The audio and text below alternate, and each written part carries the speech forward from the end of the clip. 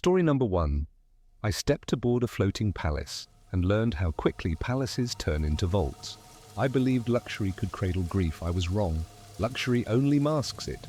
I trusted the smiling ritual of hospitality. It trusted my silence in return. I thought the ocean would carry us toward light. It carried me below it. I went looking for a vacation and I found storage room C7. I will tell it in my own voice because no other voice stayed with him. I am Maria. And the ship had a name that tasted like promise on the tongue. Oceanic Majesty, a name that made strangers pose in front of brass railings and glass elevators. A name that turned even the carpet into ceremony. I remember the first afternoon, people taking pictures of pastries that looked like sculptures, staff moving with choreographed kindness, but the chandelier over the atrium casting 1,000 lozenges of light the way a lake gives back the sky. We walked and touched everything as if touch alone could prove we deserved it. My husband, Jackson Rivera, ran a palm over a balustrade of rich mahogany and smiled as if the wood itself had been waiting for him. He showed me how to read the deck map. I showed him that anonymous quiet corners can be as valuable as theatres. That night, we dressed up just to walk. Polished brass returned small versions of us wherever we passed, and we laughed at those earnest twins. The waiters suggested flavors as if they were guiding us through a garden. The scripted question, "Is there anything else I can get you?" arrived like a lullaby. We slept in a cabin that breathed like a small cathedral. Even our footsteps felt curated. This is what I remember, not dates, not schedules, only a world built to convince me that care could be engineered. Morning came dressed as ritual. Coffee, fruit, small plans. My husband recited an itinerary for simple pleasures, a slow breakfast, a tour of the books in the lounge, a seat near the rail while the horizon practiced being infinite. I told him we could skip anything and still have everything. He pressed my fingers and said I was sentimental.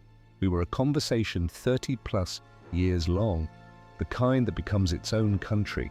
If he paused, I knew the next sentence. If I frowned, he knew whether I was hungry or only thinking.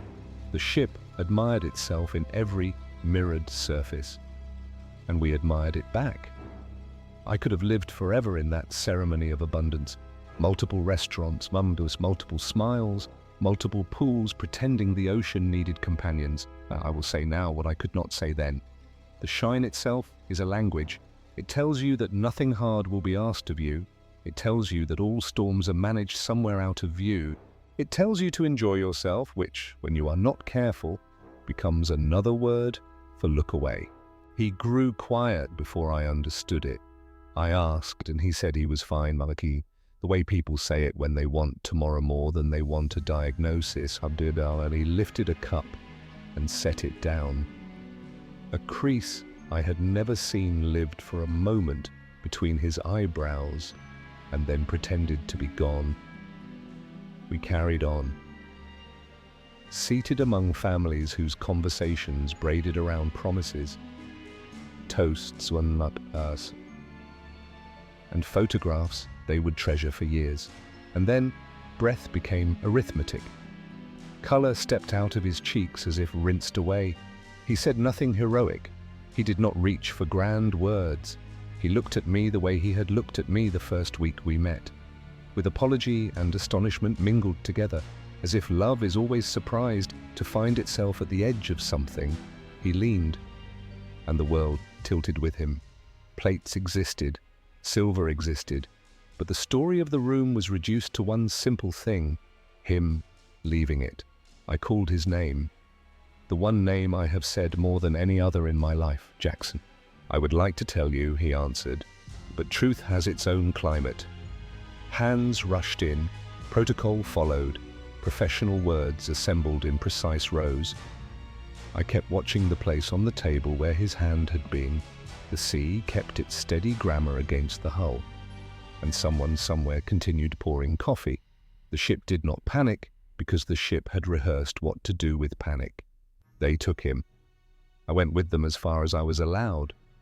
Doors opened in parts of the vessel I had not seen on any glossy brochure. Corridors without chandeliers, corners without flowers, places where the ship exposed its ribs. There is a sentence people say when they do not want to be wrong but cannot be right. We are doing everything we can. I heard it. I held on to it because it was the only sentence offered to me. Then there was another sentence. Formal. Practiced. Quiet as law.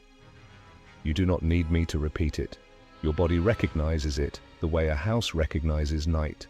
I became a person who stands in a doorway and cannot walk through it. I became a person whose name was followed by, "I'm so sorry."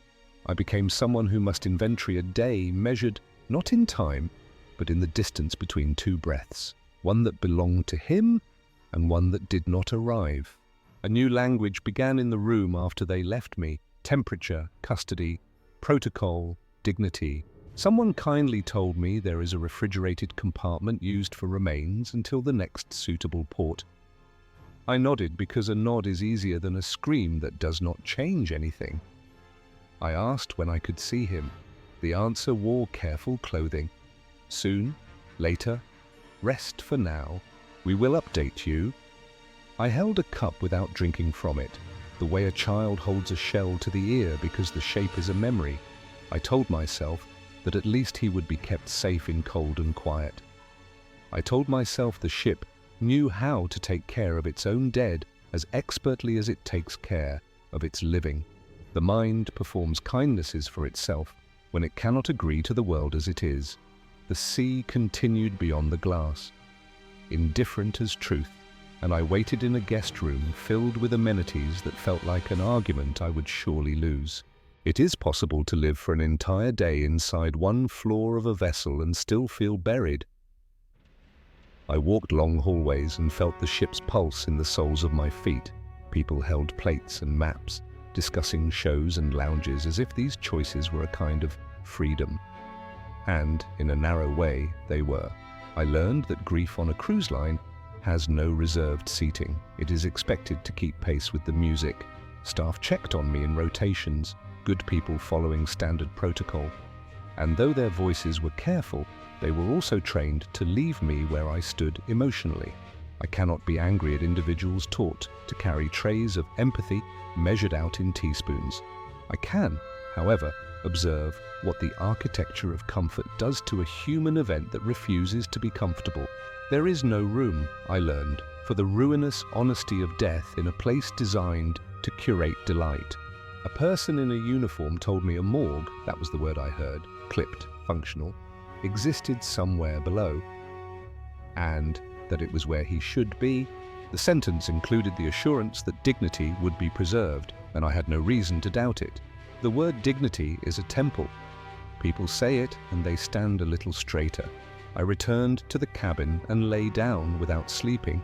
In absence, every small sound becomes evidence, and every silence is a verdict. I opened the closet to stare at his jacket. I pressed my face to the fabric, as if scent could be a form of resurrection. I walked to the balcony and offered the horizon my patience. I told myself the ship had experts, checklists, approvals. The language of procedures can be a narcotic. I swallowed it because it promised that chaos would obey. I did not yet know what happens when promise meets inventory. I did not yet know about the phrase maintenance storage room. I did not yet know the alphanumeric that would potentiate my nightmares, storage room CSAM.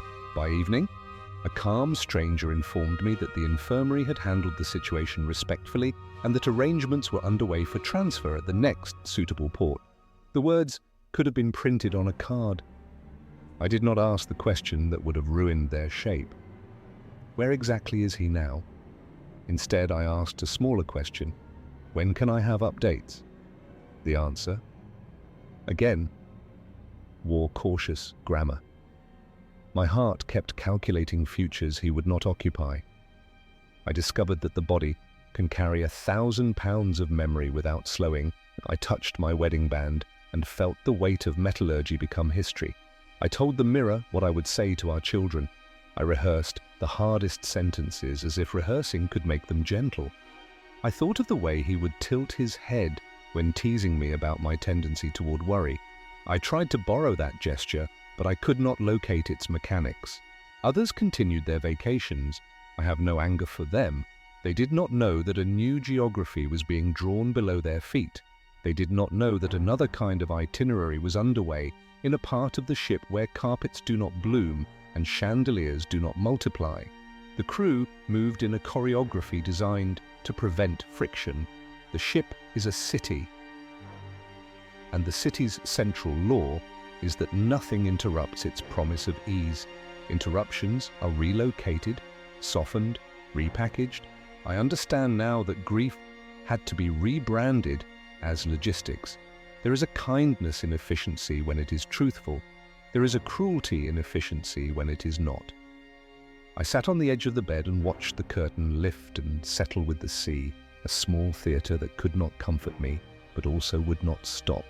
I learned later, not then, that the cold meant for him was occupied, and I learned later that 3 others had been claimed by the ocean's timetable before the word timetable could help anyone. I learned later that the refrigerated space built for solemn keeping had no room to keep him. And so, while I practiced patience in a cabin designed for celebration of sunsets, people in polos made a decision with fluorescent light on their faces. They found an unremarkable door. They turned a handle. They placed the man I loved inside an unloved square of the ship. A place designed to hold paint cans and cleaning supplies. A room named for upkeep rather than rest. A room that understood mops better than grief. They called it a maintenance storage room. It had a number. The number had a letter. C7. Bureaucracy likes letters and numbers because they stack neatly. Human lives, unfortunately, do not. You may wish me to believe this was an accident. I would have preferred an accident. Accidents can be forgiven by clean sorrow, but this was a choice trimmed by convenience and wrapped in the ribbon of continuing operations. It was a decision escorted by a rationale that has become familiar to me in other arenas. Disruption is costly. Therefore, minimize disruption. Preserve the cruise's schedule. Protect the guest's experience. Maintain the illusion that the ship is a place where reality volunteers to be reasonable. They placed him there. Air did what air does. Matter did what matter does when it is denied cold. Even below celebration, chemistry keeps its appointments. The ship continued providing its brochure to everyone walking under the crystal chandelier. The ship continued inventing small oceans of gourmet dining on white plates. And in storage room C7, a new story began that I cannot narrate without holding my breath between sentences, not from shock, but because words sometimes deserve to arrive slowly. I did not know any of this, which is an important part of the design. If I had known, I would have broken every decorous rule. I would have stood in the atrium and insisted on truths without temperature control. I would have become a disruption the ship could not manage with phrases, but they gave me soft edges in a room with a view. And they gave me assurances. The body can absorb assurances only so long before they sour into suspicion, when the updates repeated themselves without improvement. I asked several questions at once. Where is he now? How is he being kept? Who has responsibility? The answers were both careful and evasive, like fish that approach a hand and then change their minds. I am not angry that people wanted to protect their jobs. I'm angered that their training asked them to protect the ship's optics more fiercely than my husband's condition. We use big words to domesticate hurt, arrangements, procedures, capacity, next steps. None of those words know how to say his name. What he underwent in that room, I did not see. I will not perform it for you. I will only say this. The human body asks for a few simple mercies when it can no longer ask for anything else. One of them is cold, another is quiet, and a third is the truth. He was denied the first and the third. And I believe the second turned into a parody of itself. Air fresheners attended him to People did their best to disguise the evidence that nature does not respect schedules printed on glossy paper. Somewhere above him, a line of dancers practiced a routine. Somewhere beside him, a cart waited for its next instructions. In the room where I remained, I practiced a new ritual, staring at a door until it learned manners and opened. When the vessel reached a city of stone boulevards and patient port officials, a man with a gentle face translated the news into plain speech. He told me that improper storage had occurred, that a traditional viewing would not be possible, that decomposition had advanced beyond any tender ceremony I might have imagined. He said it with kindness, but the words themselves could not be kind. They arranged documents and signatures. They outlined transport for what law calls remains and what I could only call Jackson. I looked at the ceiling because sometimes the ceiling is kinder than eye contact. I asked to see him anyway. I asked, even though I knew I was bargaining with something that does not bargain. They let me understand without showing me. That is its own mercy, I suppose. I learned that mercy can be a quiet person who does not make me say, I understand. The investigation that followed behaved as investigations do. It collected emails, schedules, internal communications, the chain of command, in the language of report. I met a version of the truth that I could hold like a folder. I learned about capacity and policy. I learned about delaying port calls. And I learned that somewhere a person wrote notes about the odor and that another person wrote solutions involving scents that do not belong in the same sentence as human dignity. I read a sentence about prioritizing the cruise schedule, and I became a study in stillness, somewhere in the building where I sat. Air moved, people answered telephones and typed replies. Outside, vehicles practiced their predictable choreography at intersections. This is always the scandal inside scandal. The world continues to be itself while yours refuses to be. I signed my name in boxes designed for names. I felt the pen insist on its lines. He had been a retired insurance adjuster, a man who spent a career teaching people how to put broken stories back together with numbers, now numbers assembled around him like mourners with clipboards. I brought him home inside forms and fees, inside dignities delayed but not denied.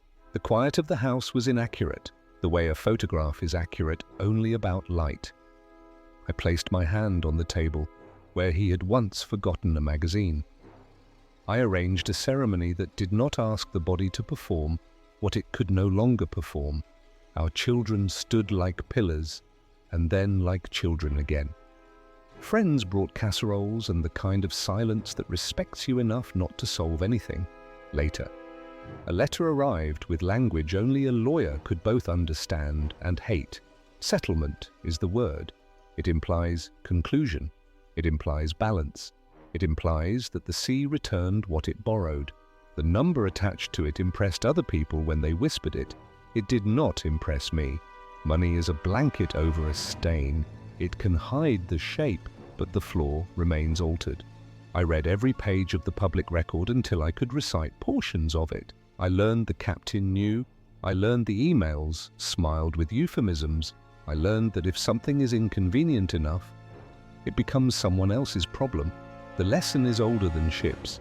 What is particular here is the theatre we built above a decision made below. The dancers kept the tempo. The gamblers practiced their luck. The restaurants renewed their chandeliers one meal at a time. The ship's photographers caught strangers at angles that flattered them into believing in forever. And beneath all that choreography, my husband waited in storage room C7 for the sea to prove again that it writes the stricter contract. What remains for me now is a map with two cities, the city of glitter and the city of rooms without windows. In one city, smiling crew members speak in fluent hospitality, and towels learn origami. In the other, a plain door admits truths that have learned to carry their own weight. I am not on trial for continuing to breathe. I am not on trial for putting on shoes and leaving the house. I am not on trial for letting sunlight improve a room, but I am a witness, and witnesses should speak. This is my statement. Human beings are never inconveniences. When we die, we become obligations with names. Those names do not fit inside capacity charts. Those names do not politely step aside when profit margins need on-time departure. Those names are passports to a country where the currency is mercy. That country has customs officers who ask a single question. Did you behave as if the person mattered more than the itinerary? I know what my answer is. I know what the ship's answer became. I still dream the numbers and letters. C7, a square on a blueprint, under a world that preferred not to learn its geography in the dream. I walk to the door, and it opens as doors are meant to open. There is cold where cold should be. There is quiet where quiet must rest. There is a card on the wall that reads, "For those we keep," in the dream. People have been taught better verbs than handle and store. They know words like accompany and honor in waking life. I write letters. I insist that policies become places where mercy fits. I say names out loud in rooms that would prefer I say numbers. I am not an activist by temperament. I am a wife by vocation. But love is an activism that does not ask permission from calendars. I walk into meetings that smell like legal pads and politely described problems. And I place a photograph on the table. Jackson Rivera looks at them the way he looked at me when we met, certain that amazement deserves a witness. If you ask whether I will ever board a glittering city again, I will answer you honestly. Maybe. Human longing is complex. The sea still writes beauty with a hand too large for any ship to hold. But if I ever do, I will ask the only question that matters to me now. Show me the room where you keep the dead. Show me the temperature. Show me the ledger that teaches staff to treat remains as guests whose itineraries require respect. Show me the policy that interrupts the dancing, the dining, the winning, the scheduling, the sale. If interruption is the price of human dignity, show me urgency that does not apologize for itself. Show me a captain who can say, "We stopped the music because someone's story changed," and mean it the way sunlight means morning. Until then, I keep our house the way he kept our calendar, tidy and expectant. I talk to him without pretending he can answer. I do not require magic, only memory. His jacket keeps its shape on a hanger. His book remains unfinished on a shelf. Some afternoons I stand at the sink and trace the ocean's line on a map with my fingertip. I do not blame the sea. The sea is a vast honesty no one can litigate. My quarrel is with the theatre that pretended to be a temple. My quarrel is with decisions that liked their own convenience too much to look at a woman and see a person rather than a complication. My quarrel is with storage room C7, which has become a synonym for a place a heart should never have to learn. This is how grief behaves when it chooses to be a compass rather than a cage. It points steadily toward the door that should have opened and the cold that should have kept him.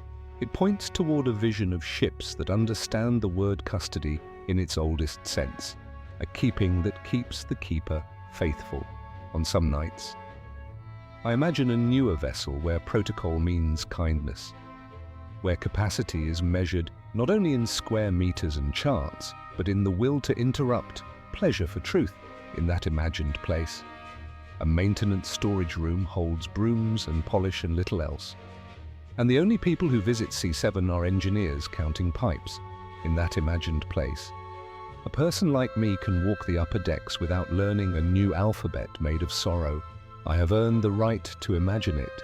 I have earned the right to ask for more than optics and smiles. If that imagined place is a long time coming, I will remain here, telling you this: the world above can be a miracle, but what we do below it decides which miracle it is. Story number 2. I paid for romance and ease. The ocean handed me a test. I thought a ship would cradle my new vows the way velvet protects a ring. I was wrong. And that knowledge has a taste that never quite leaves the tongue. By night, my wedding veil should have framed laughter and soft lights. Instead, I wrapped it across my face and learned that fabric can be a shield when dignity is busy drowning. I used to believe luxury is proof against fear. Then I watched it peel like old paint. And under it was something raw, simple, and true. The will to help the stranger beside you and the stubborn promise not to quit. You can't bargain with a vessel that no longer answers. You can only gather water like treasure, share food like ceremony, and measure love by how gently you pass a cup to someone shaking. If you ask me about paradise now, I'll point to the place I stood barefoot on steel, salt drying on my lips, and decided I would not let shame define survival. I wanted a honeymoon that felt like a soft door opening, not a trap closing. We booked the voyage the way some people buy a future, installment by installment, photo by photo, dream by dream. People whispered about the ship the way folks talk about a theater before the curtain rises, grand, forgiving. Inevitable in its promise, they said the carnival triumph stretched before them like a floating palace. I took that line and placed it in my pocket like a charm, its 14 decks promising endless adventure and luxury as they departed from Galveston. Texas, bound for the warm waters of the Caribbean, I locked my phone, held Derek's hand, and decided that real life could be postponed while we played make-believe in the sun. This was supposed to be the perfect beginning to their new life together. We told ourselves that 5 days, or any number of days, would be a necklace of bright moments, strung and easy. The ship was magnificent in its sheer scale, carrying over 4,000 passengers and crew members. From our interior room, their interior cabin on deck 6 was small but cozy. We tumbled into every corridor like teenagers let loose after curfew, and when I saw the vast river of food, I laughed out loud. The buffet alone seemed to stretch for miles, offering everything from sushi to barbecue, a geography of appetite that I photographed as if taste could be archived. The first hint arrived not as thunder, but as absence. Music halted mid-smile. Voices thinned. The ship felt like a living thing holding its breath. I stared at Derek, and he stared back with that careful kindness men wear when they want to protect and tell the truth at the same time. A voice on the intercom tried to frame the moment, to corral it with authority. "We are experiencing a technical difficulty in the engine room. Please remain calm and await further instructions." Calm is a beautiful word until it means sit still while your thoughts pace. A little later, Derek squeezed my wrist and shared the quiet rumor that walked the decks faster than any crew member could. "There's been a fire in the engine room. They've lost power to the main engines." The phrase set down a weight between us we could not lift with jokes. When a heart stumbles, it asks the lungs for patience. When a ship falters, it asks the sky for mercy. We watched the horizon hold the same straight face while our world curled inward. The ship's cheerful background music cut off abruptly, replaced by an eerie silence that made Peyton's skin crawl. I cannot pretend that sentence was written about someone else. It was written about me. Though the grammar once chose third person, to learn your fear has a narrator is to understand that stories are not decorations, they are records. Soon, the whispers hardened. The carnival triumph was dead in the water, drifting aimlessly in the Gulf of Mexico with no power to its main engines. We were not going anywhere except wherever currents wanted us. The air conditioning had failed, and the ship's interior temperature began to climb steadily. Heat fermented everything: patience, perfume, plans. People slept on open decks under towels like reluctant flags. The mind does arithmetic when comfort fails. It counts shade, counts bottles, counts the breaths of the child 2 chairs away. And then the loss that made us all ordinary arrived like a verdict. Then the toilet stopped working. Dignity is a scaffolding you notice only when it's taken down. At first, the air merely hinted, then dinner revealed the truth. Plates that should have carried joy felt like jokes told at a funeral. A man near me muttered the sentence I kept trying to swallow: "This is disgusting." And he pushed his plate away, as if distance could erase smell, somewhere behind the swinging doors. A kitchen was doing math none of us could see, trying to stretch bread and patience at the same time. The ship does not care about metaphors, it answers with plumbing and gravity. The sewage system had completely failed, and raw waste began backing up into passenger bathrooms and corridors. We lined our door with towels, trying to defend a small square of air against a tide we could not see. The carpets in the hallways were soaked with sewage, and passengers had to navigate the ship's interior, wearing plastic bags over their shoes. Nothing about that sentence is dramatic. It is simply accurate. The crew distributed red biohazard bags to every passenger, explaining with barely concealed panic that these would serve as their toilets for the remainder of the voyage. I held the thin plastic and thought about all the bridal magazines that had never prepared me for this choreography. Derek met my eyes and said the line that kept us upright.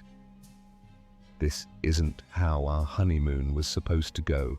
He didn't say we deserved better. He didn't say this would be funny later.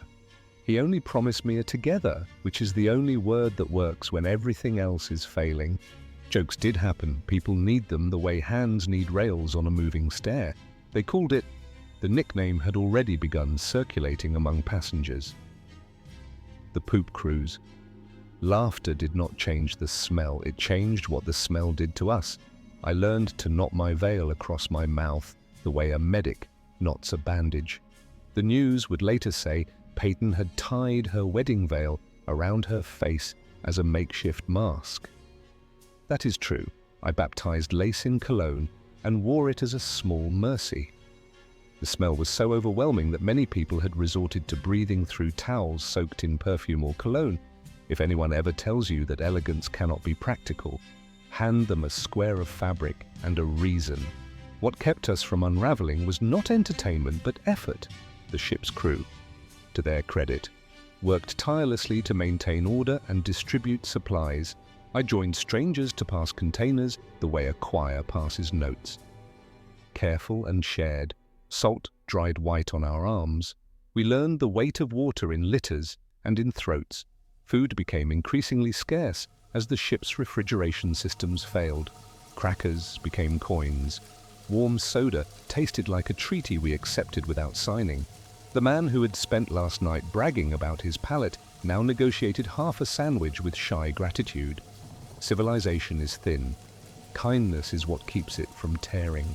Pain is not a competition, but it is everywhere when systems break. The psychological toll was perhaps even worse than the physical discomfort. I watched a mother lift her toddler and try to invent breeze with her hands. I held the cup while Derek poured, steady even when my fingers shook. The crew measured medication, measured words. I never thought I would learn the geography of a ship by the places where relief was possible. It was moments like these that drove home the real human cost of their situation. An elderly couple sat near the rail, eyes closed, faces tilted to any air that moved. This wasn't just an inconvenience, but a genuine crisis that was affecting people's lives in profound ways. If this story had a calendar, you might think it would be the hero, but I promised you I would tear the dates out. What matters is that rescue did the slow work of arriving. Voices lifted because they needed to, and steel answered steel. The plan, in all its mechanical mercy, was to tow the powerless Carnival Triumph to the port of Mobile, Alabama. The shoreline grew from idea to line to something with windows and parking lots, and I have never loved the plainness of a port more. Disembarking was not a triumphal march. It was the long exhale after holding your breath almost too long. When they finally set foot on solid ground, Peyton's legs nearly gave out. My legs, these legs, wavered, then decided. The air smelled like nothing. I did not know air could smell like nothing. And I cried a little at the privilege. Civilization greeted us with clipboards and water and questions that had answers. Someone asked what we needed most. I said quiet. I said soap. I said a door that closes. Life's aftermath is paperwork. She and Derek received compensation from Carnival Cruise Lines, along with vouchers for future cruises that they would never use. Money can wipe surfaces. It cannot erase memory. We took the checks and declined the vouchers, not with bitterness, but with a clear eye. Some doors you close without slamming. People later told me the voyage changed laws and meetings and manuals. I believed them. The Carnival Triumph incident became a landmark case in maritime safety and passenger rights. The policy is a way to honor suffering you cannot undo. But outside of hearings and headlines, there was me, sitting on the edge of a tub that drained exactly the way a tub should, letting clean water run over my wrists, learning that forgiveness sometimes arrives in the form of temperature. I am supposed to tell you about trauma and how it waited behind doors, but here is what I will tell you first. Love does not mind the smell of you when the world is unkind. Love passes the cup and jokes when jokes are medicine. Love watches you tie a veil around your mouth and does not flinch. But for Peyton, it would always be remembered as the honeymoon that taught her that paradise can become hell in the span of a single moment, and that vows are not for cakes and toasts. They are for the hour when you cannot pretend anymore. Later, when friends asked, we did not perform heroism, we told the truth. We said we were frightened and embarrassed and tired. We said we learned. We said our marriage began not with ease, but with agreement. If you insist on a moral, let it be this. Comfort is fragile. Community is strong. No one on that deck survived alone. A stranger pressed cologne into my palm. Another lifted a child so wind could find her face. A man quietly set down half his sandwich and walked away before anyone could thank him. A woman folded towels into a tiny wall so another woman could breathe. Dignity is not a fixed possession, it is something we build for each other, often out of thin fabric and borrowed patience. Do I remember paradise? Yes. It is not beaches. It is a cup of water moving through careful hands. It is the way Derek counted our portions without performing martyrdom. It is the way a crew member whose name I never learned stood between panic and order with a spine made of intention. It is the way silence returned, not empty but restful. It is the ordinary magic of a working latch. Years pass the way waves pass a bow, relentless, then gone. When people ask how we endured, I think of the lace across my mouth, the weight of a gallon, and the sound of a city made of bodies sleeping under open sky.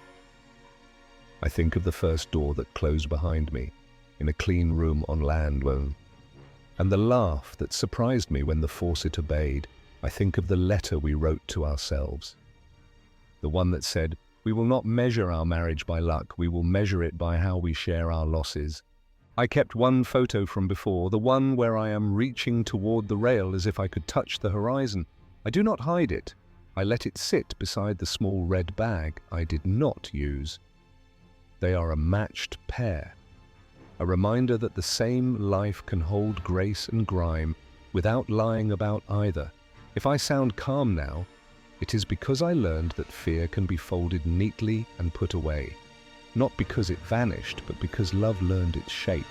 When the story ends for other people, it keeps running under your skin.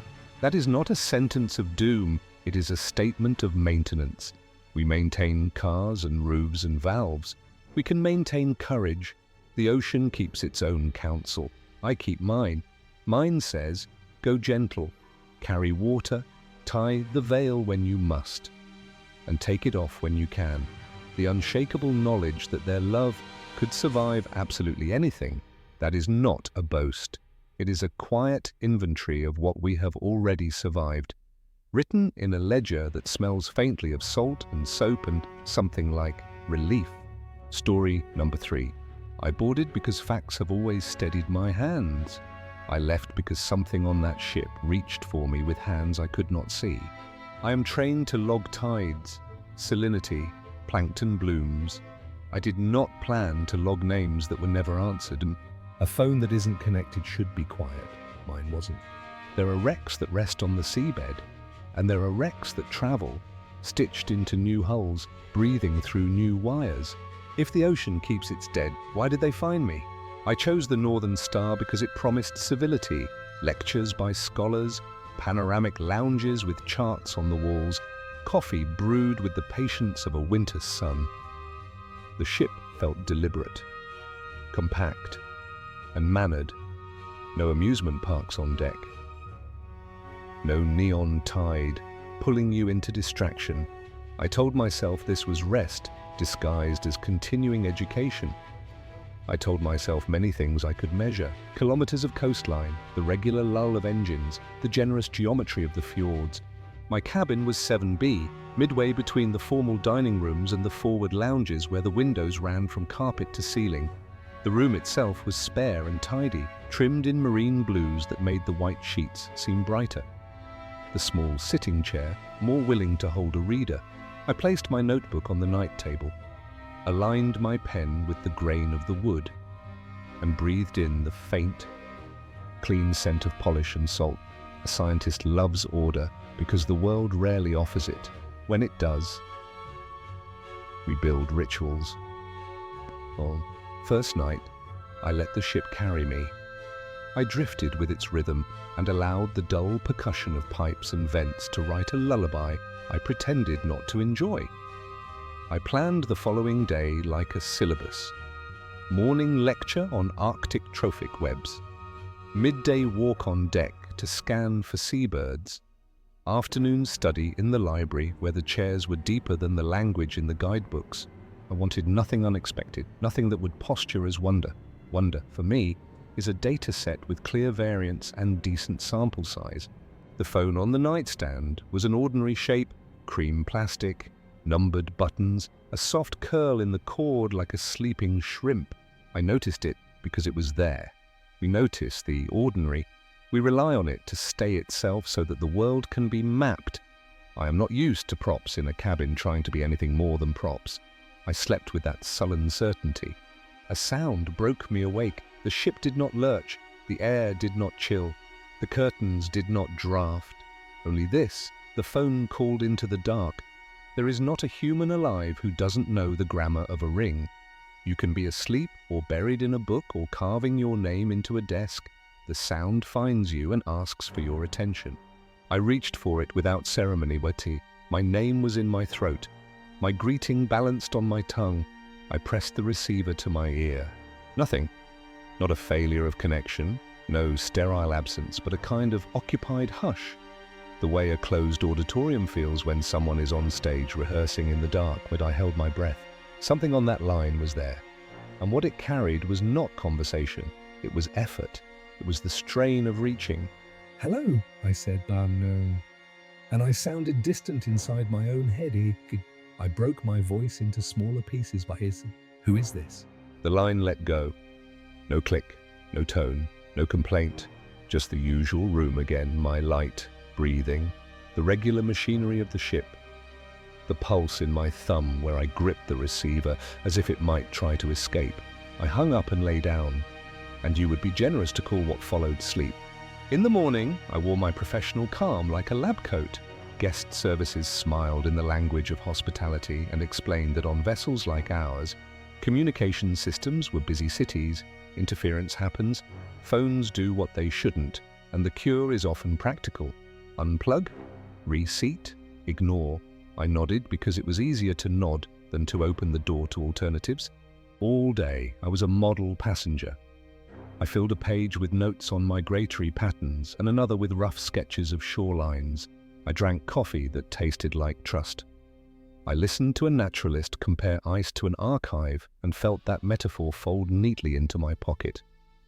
I watched gulls argue with the wind and tried very hard not to hear anything that wasn't demonstrably real. That night, I unplugged the phone. I wanted sleep to be simple and the ship to remain a ship. I wanted my room to return to its humble vocation as a container for a person and her stubborn fatigue. I placed the coiled cord on the table like a proof.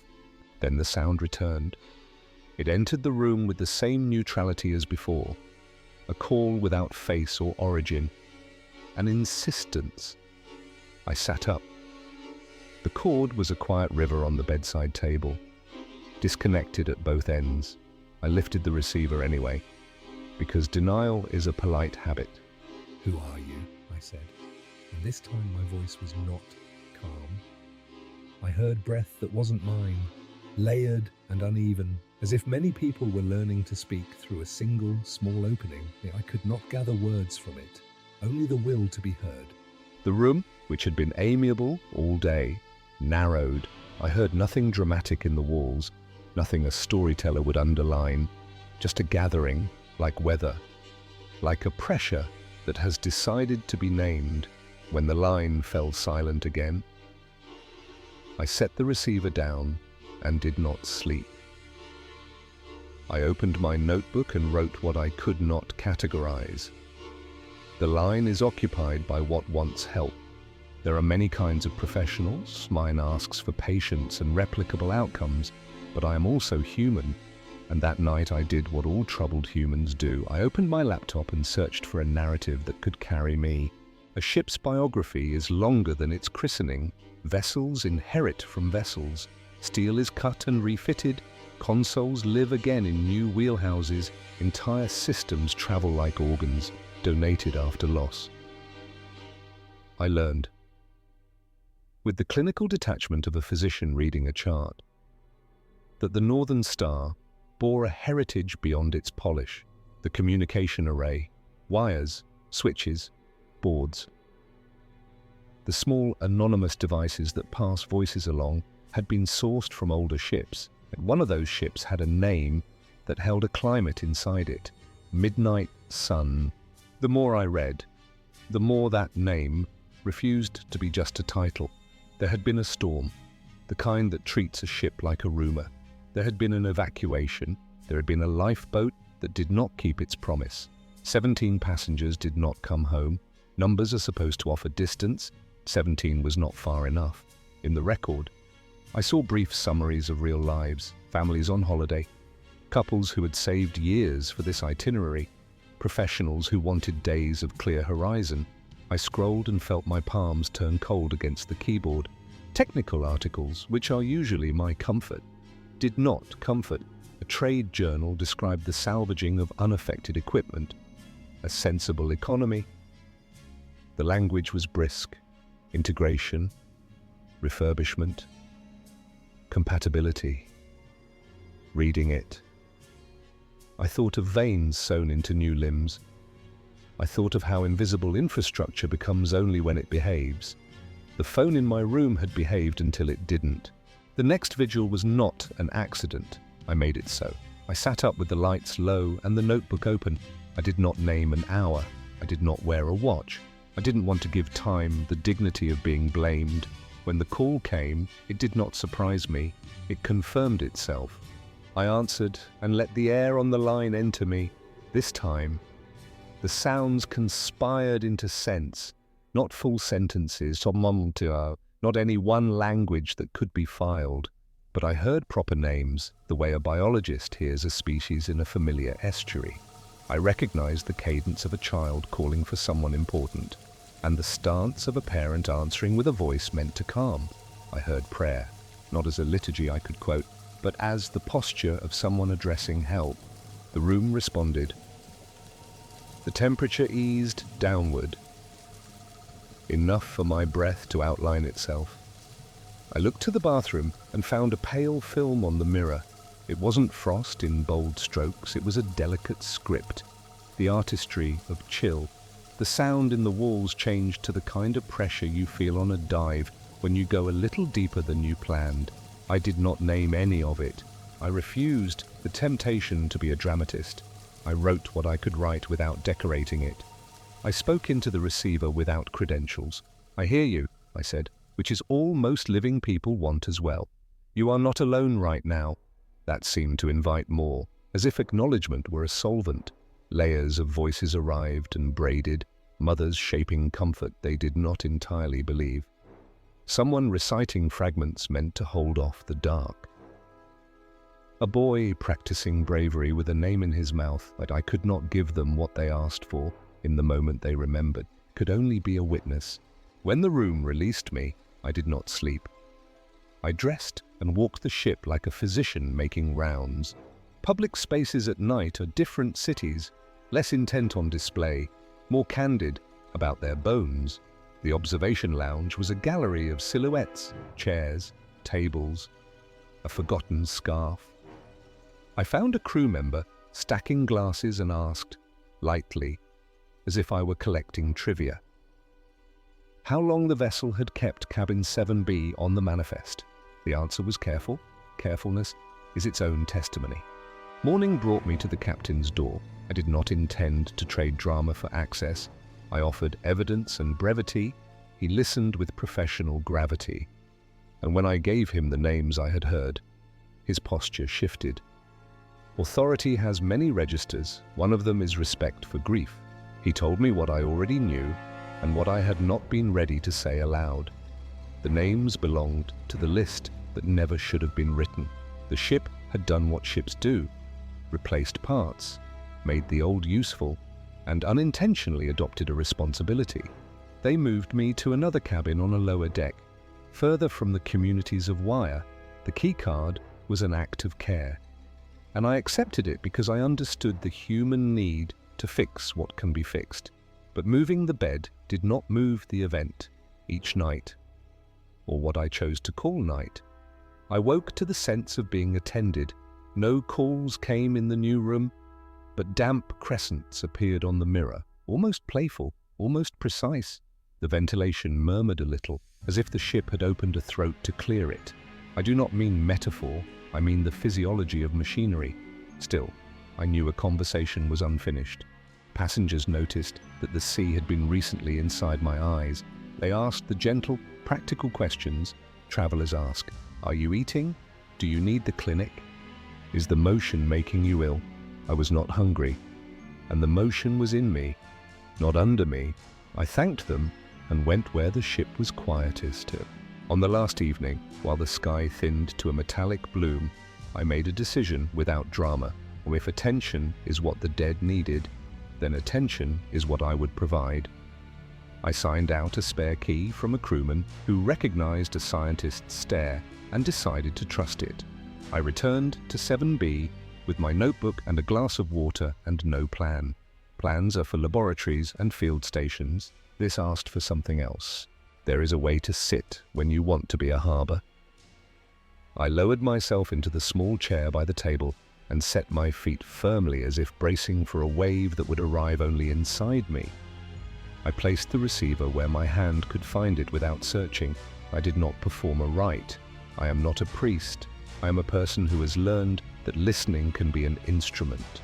The room admitted its familiar sounds, the low utility of the vents, the inland hush of carpet, the faint dialogue between hull and water. I read the names again, the ones the captain had confirmed, letting them move across my tongue. I did not speak them into the room. I addressed the air privately, the way we all do when we write letters we never send. The call found me. That is the only way to say it. I lifted the receiver, and the noise that came was no longer noise. It was the clumsy music of relief. People who have found an ear and are trying to fit their entire story into a breath did not tell them I was sorry. Sorrow is an honest tool but a poor rope. Instead, I told them what I could promise. I am here. I will learn your names.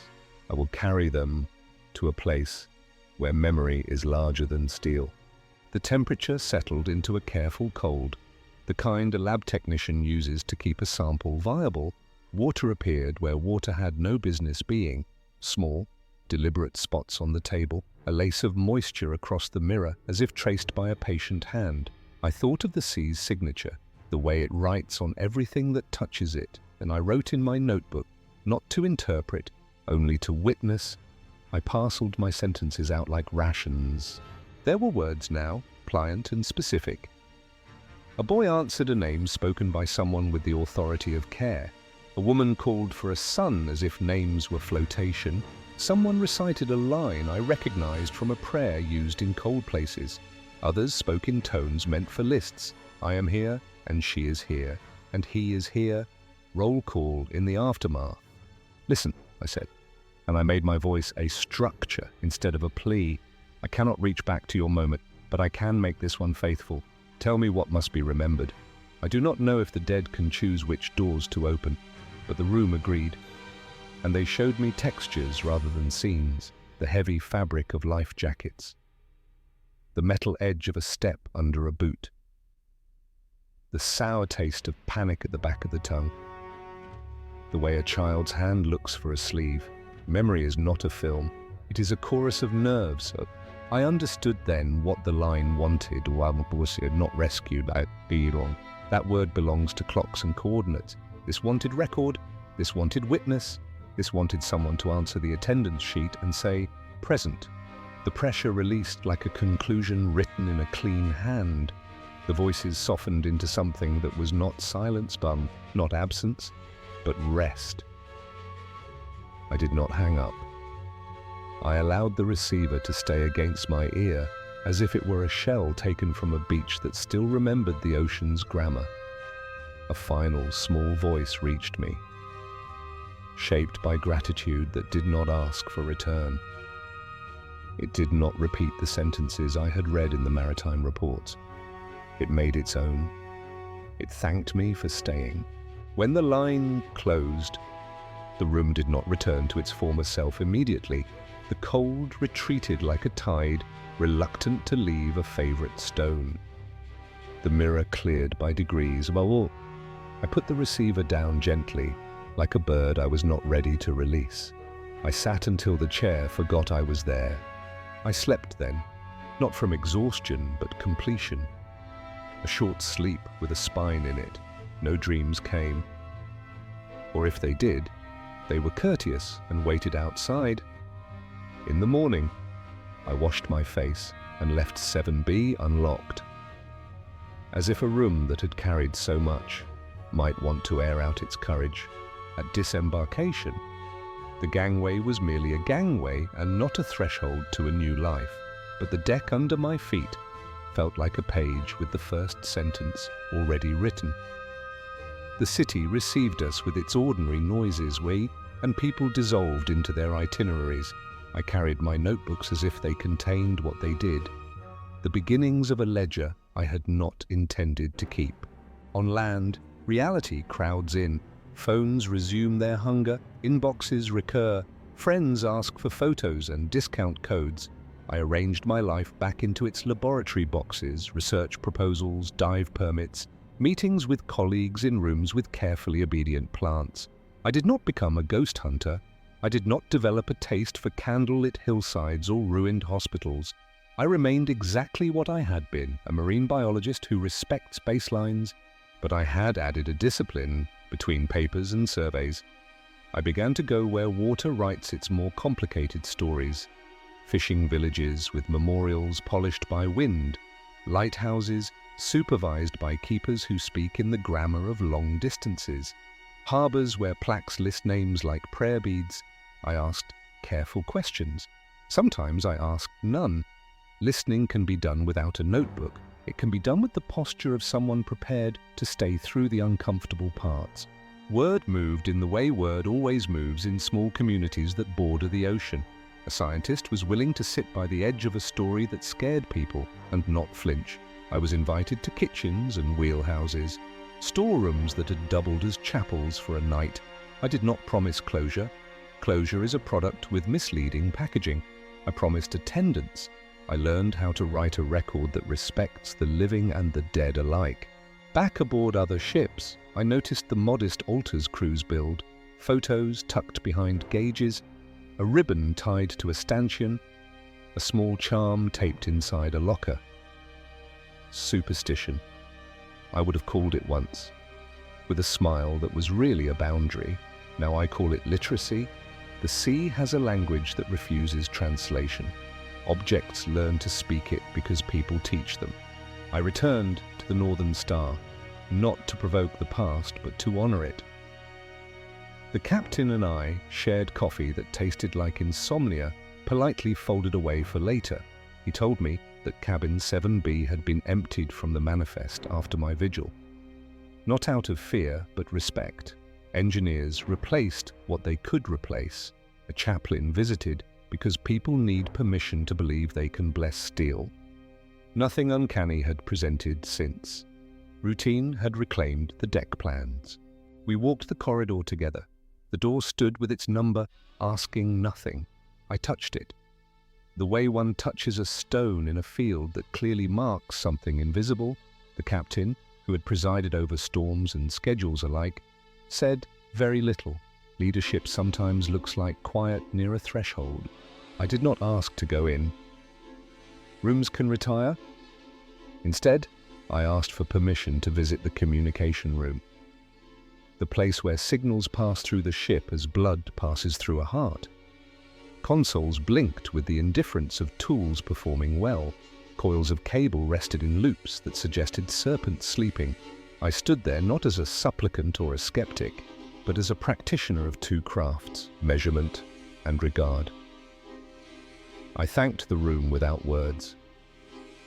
If gratitude leaves a trace in metal, I wanted to leave it. Back at my lab, my students noticed a difference they could not label. I asked them to be exact and to be kind. And I said the two are siblings, not strangers. When we did fieldwork, I built in time that made no sense to budgets. An hour to stand on a pier and say nothing. A pause before the dive where each person named a fear and then put it in the care of the team. We are confident around water until we are not, but ritual makes intelligence braver. At night, when the building laid down its wires, I reviewed my notes from 7B. They are not poetry. They are not a case report. They are a ledger of presence. Here is what the line taught me. Saving is not always available, but witnessing is. And sometimes, witnessing turns the lock that saving could not find. I keep their names in an index written by hand. Not because I fear the cloud will fail, but because handwriting slows the heart to the speed of memory. On one page, I write what is publicly known, dates and routes, and the blunt mathematics of loss. On another, I write what surfaced through the line, textures, fragments of sentences when I'm the geometry of family in crisis. Between them is the space where science and reverence share a desk. When I speak at conferences now, I open with coral and end with compassion. I talk about bleaching events and also about the duty of care aboard any vessel to remember that infrastructure carries more than electricity. It carries history. It carries the last polite insistence of those who did not get to finish what they started. My colleagues, who once teased me about sentiment, have quieted. Many of them have their own stories now, small and unsettling, about instruments that behaved as if grief had reached out a hand and brushed a circuit. Students ask me for a method, and methods are where I live, so I give them one. Stripped of incense and romance. Attend, do not rush to explain, record, but do not decorate. Confirm what can be confirmed with documents and interviews. For what cannot be confirmed, offer custody without claim. Never trade the dignity of a name for the drama of a headline. If you are invited to close a door, close it gently and do not check it twice to see if it will open again. Some work should end. There are places I will not describe because they are already crowded by people who want to hunt ore, but I can say this. Along the long blue edges of maps, rooms wait. Some hold storm gear and spare bulbs. Some hold the residue of stories that did not get to finish. When I am invited, I sit. Sometimes the air is only air, and sometimes the air is threaded with intention. I do not push. I let the room decide what it wants to say. On a winter crossing, years after the Northern Star, I found myself in a lounge at the stern of a smaller vessel. A family had arranged photographs on a low table the way people arrange food when they are unsure anyone will eat. We talked about the person they missed. We talked about tides as if tides were people. No phone rang, no surface cooled. We only made a place at the table for a story that needed a chair. When they left, they carried their photos differently, as if the frames had learned to be light. I visit cemeteries too, not because I think stones speak, but because names need weather. I stand where wind and salt keep the world honest. And I read aloud until my mouth understands what my eyes have decided to hold. Sometimes a gull lands on the wall and studies me with the baffled patience of a judge. And sometimes a child runs past and stamps the world back into the present. Both are blessings. If you ask me whether the dead are restless, I will say that the living are.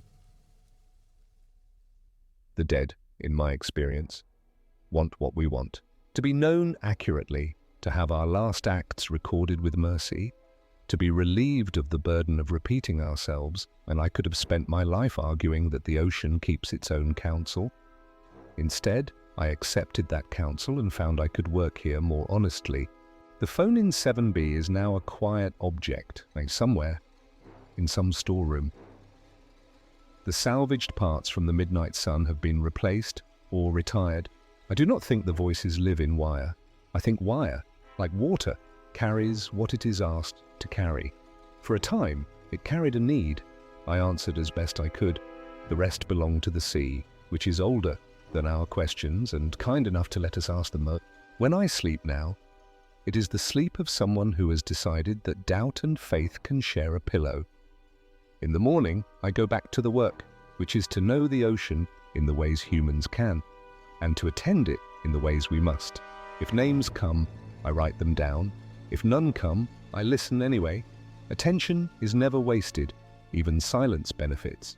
Story number 4, I told myself I was the kind of man who made clean choices. The ocean corrected me. I thought secrecy could bob like driftwood forever, harmless, floating out of sight. Then the sea taught me how fast hidden wood waterlogs and sinks. I once believed desire was a private climate. On that ship, it became weather. And weather is never private. I used to measure risk in spreadsheets, and out there, I measured it in breaths I could barely hold.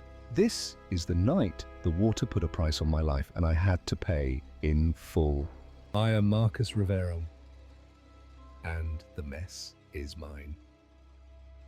I met Diana Walsh on the balcony of the upper deck of the Caribbean Princess, a place that looks like a postcard until the postcard flips and becomes a ledger.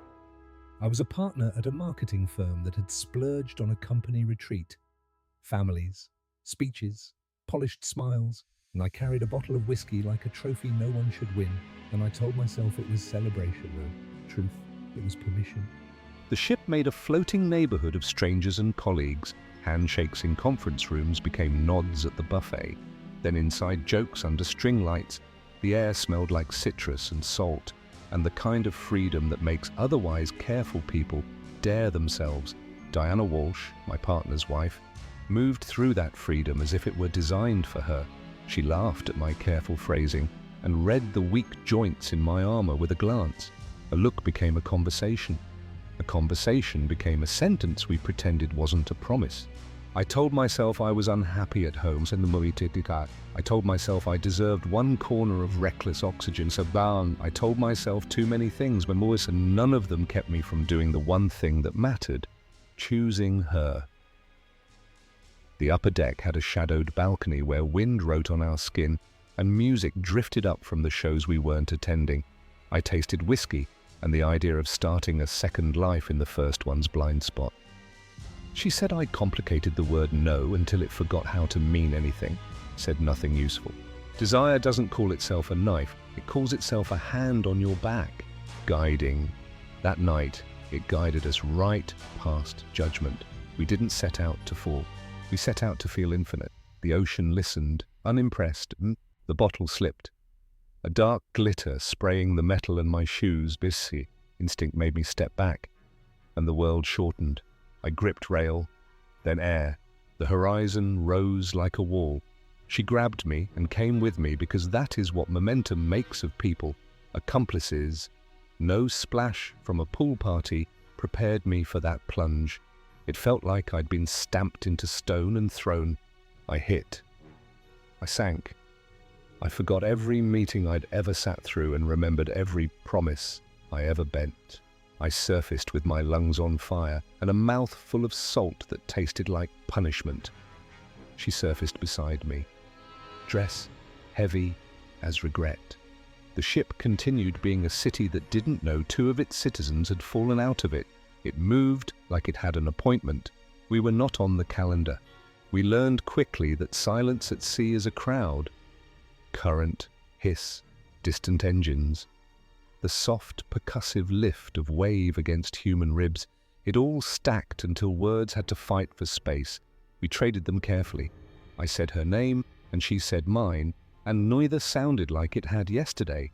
I kicked out of my shoes, peeled fabric from skin, feeling small victories in ounces shed. I helped with her dress. She bit down on panic like a coin between teeth. I remembered a line from a survival book, a line I'd once mocked for its earnestness. Use your jeans as a flotation device. The ocean had turned from scenery to teacher. I became a student mid-sentence. We wrenched pants free, knotted jeans at the ankles, scooped air into fabric, and trapped it. The first try slumped like a promise made under the wrong moon. The second held. We slung our chests over our absurd, wonderful balloons and bought ourselves an hour, then another. The night has its own wildlife, but inside. We became part of it. Jellyfish drifted by, silent lanterns, patient as creditors' puppet. They touched us and left their written warnings in welts, and I told her the pain was honest and therefore survivable. She told me to stop turning into a speech and keep breathing. She was right, and breath was the only currency that mattered. I kept earning it one slow kick at a time. Fear auditions monsters. I imagined fins. She imagined eyes below. We agreed not to say either aloud. When a shadow moved, I recited What little I knew about odds.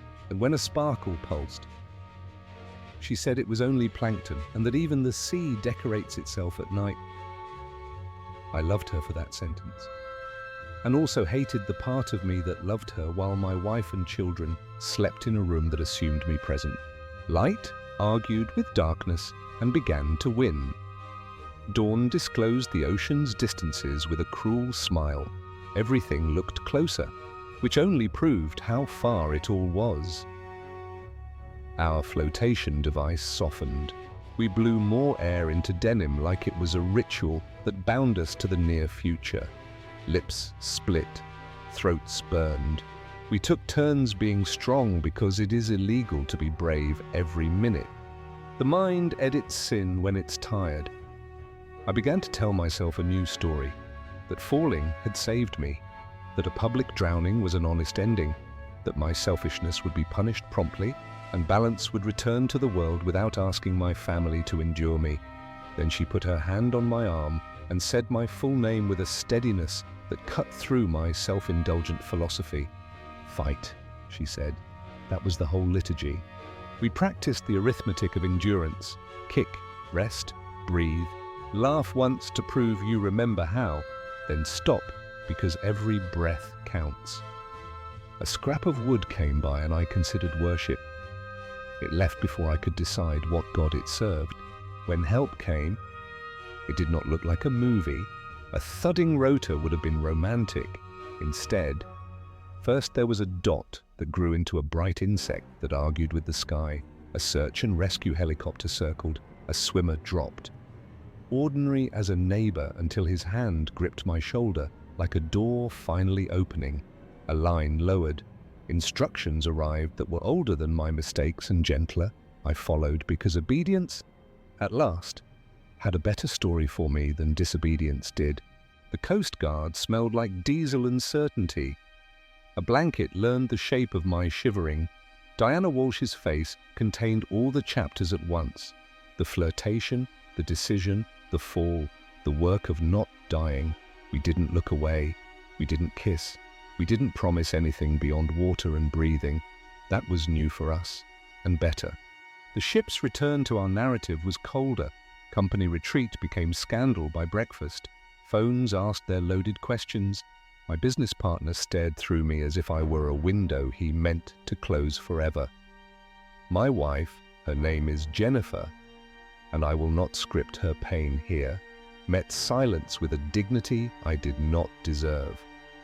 The Caribbean princess carried on with its retail sparkle, while our circle of acquaintances contracted into verdict and whisper. Security briefings began. Safety railings and security patrols suddenly mattered in a way they hadn't before. I tried to make meaning that wasn't selfish. I audited the lies I had authored and the truths I'd postponed. I learned how quickly a man's resume becomes compost when character goes hungry. Diana Walsh and I did the bravest thing we were capable of. We told the truth until there was no room for romance in it. We stopped. We chose quiet. We survived the night. We owed mornings to other people. Years later, salt still lives in my joints. I can hear the ocean in any dark room if I listen. In airports, I scan emergency cards and know where the exits are by feel. I buy jeans with sturdy fabric and think of air trapped inside. I pay attention to railings. I keep a radiant, bitter gratitude for a Coast Guard swimmer whose name I cannot remember, and for a woman who wrapped her arms around my waist when gravity chose us and who defied that same gravity beside me until a rope descended. If you ask me what changed me, I will not say guilt, though it had its season pitié. I will not say fear, though I have learned to respect what it costs to stay calm. I will tell you, the water changed me by being indifferent. And in that indifference, I found the edge of who I had been pretending to be. I walked myself back from that edge, not because I became noble, but because someone asked me to fight, and I obeyed. There is a note of practicality to this confession. Learn a few tricks before you need them. Know how to make a flotation device from jeans. Know the shape of your balcony at night and the border between thrill and theft. Know that the sea doesn't care about your job title or the charm of your secrets. Respect rails. Respect oxygen. Respect the person who pulls you toward the light, even if she is the reason you fell. I will not end with ambitions. I will end with a ledger. What the sea took? Certainty, reputation, a version of love that was mostly appetite, and the soft lie that I was built of good choices. What the sea gave? A clock that counts breaths instead of hours, a spine that listens when someone says, fight, and a debt I pay by telling this straight. Caribbean Princess still makes its glittering routes across the Caribbean. People take pictures with drinks that stage umbrellas and captions that dare envy. On some nights the wind eats the music and leaves the clink of glass and the hush of waves. Somewhere on one of those nights a man or a woman will stand too close to the rail and think they are immune to gravity and consequence. This is me, leaning across years, saying that the ocean writes in permanent ink. I loved her. I failed my family. I entered the water as a fool and came out as a man who knows the price of air. I do not expect forgiveness. I expect to remember. I will never again confuse desire with destiny. When I dream now, there is always a rope descending and a voice telling me to fight. I obey. Story number 5. I was raised to trust the adults who wore uniforms, name badges, and confident smiles. I was told that supervised rooms and scheduled fun were safe harbors, even when the ocean outside looked endless. I believed structure meant safety, that checklists and clipboards could keep harm away. I wanted freedom with a safety net, the kind every parent prays exists when their child steps out of reach. I did not know how quiet a crowded ship could feel once someone decided I was easy to isolate. My name is Taylor Harrison, and this is not a story about a destination. It is about corridors that look ordinary, about doors that close without protest, about a person who practiced charm the way others practice an instrument. I arrived open-hearted, certain that the perfect family vacation would give me room to try on a bigger version of myself. The brochures promised teen club activities and trustworthy staff who were trained to handle teenagers with care and professionalism. I believed the structure would hold. I believed adults with laminated credentials were a kind of seawall. I believed my parents could exhale while I learned how to be someone a little braver than I had ever been at home. He introduced himself with easy laughter and a talent for names. "You're different," he said, not as a compliment tossed in passing, but like a secret handed across a table. He noticed the books I carried. He made room for my opinions, as if I had earned them. He stood slightly apart from the crowd and invited me into that space, telling me I was more thoughtful than the others, and it felt like an elevator rising fast. I could feel the floor drop away and the thrill rush upward. I wanted to be seen. He knew that about me before I did. He framed attention as a prize. He framed me as worthy of it. The job title was Youth Coordinator. The uniform was clean. The schedule placed him exactly where parents expected him to be. He started by singling me out for special attention, then complimented my intelligence, then praised my maturity until those words began to glow inside my chest. When he asked me to help with organizing supplies or planning activities, I heard responsible, reliable, trusted. What he meant was alone. What he wanted was practice, testing distance, measuring how far he could push the edge of what I understood. He learned my routes on the ship and adjusted his. He learned my moods and matched them. He learned my hunger to be taken seriously and fed it until I stopped questioning the portions. I did not see the pattern at first. I saw only the pattern he wanted me to see, the one where I was chosen because I had earned it. He leaned closer while talking and said I made his day easier. He told me stories from his youth, each one designed to draw out my own.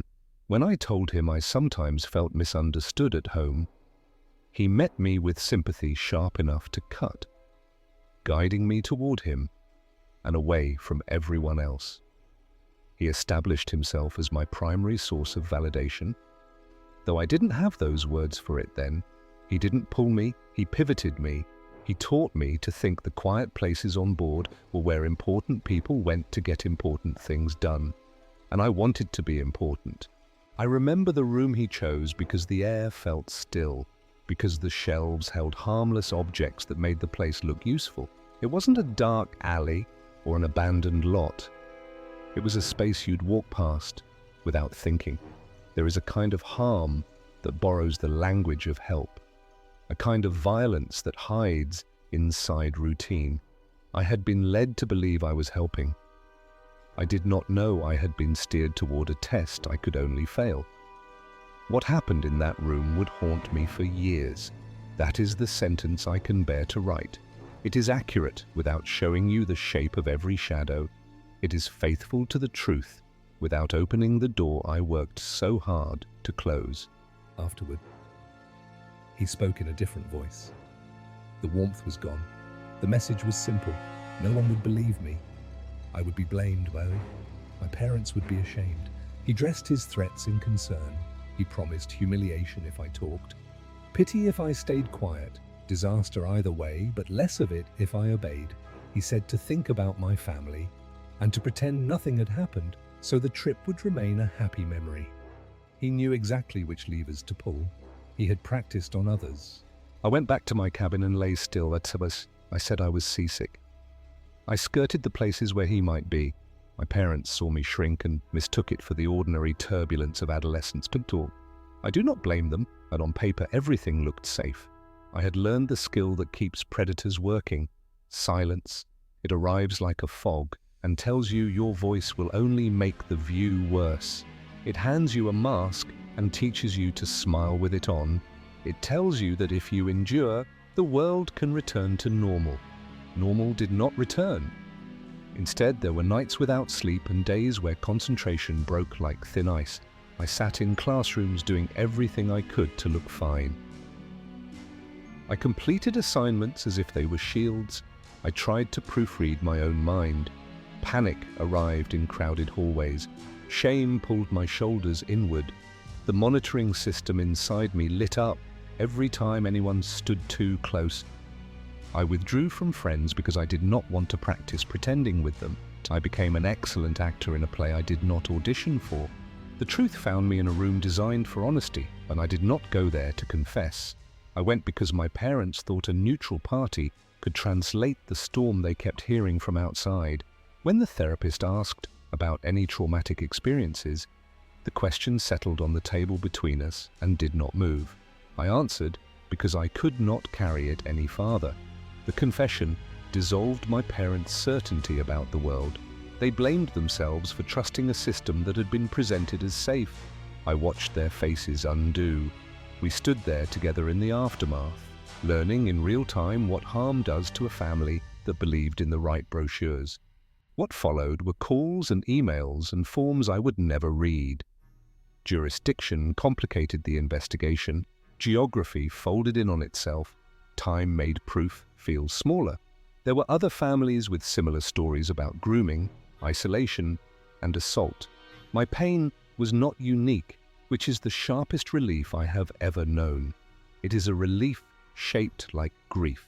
He was eventually removed from the work that gave him access. Proceedings ground forward in rooms with flags in the corners. I was told often that my courage mattered. I learned slowly to believe that it mattered to me most of all. Healing does not look like sunrise at Ibamuet. It looks like learning to occupy a body you once wanted to leave. And it looks like speaking without measuring every syllable against imagined judgments.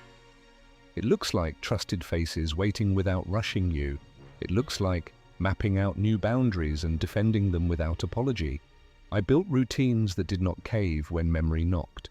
I learned the difference between responsibility and blame, between privacy and secrecy, between attention and respect. I relearned my own name without the echo of his.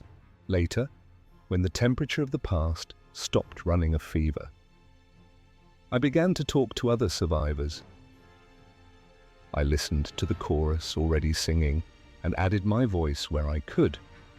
I told them, silence only protects predators.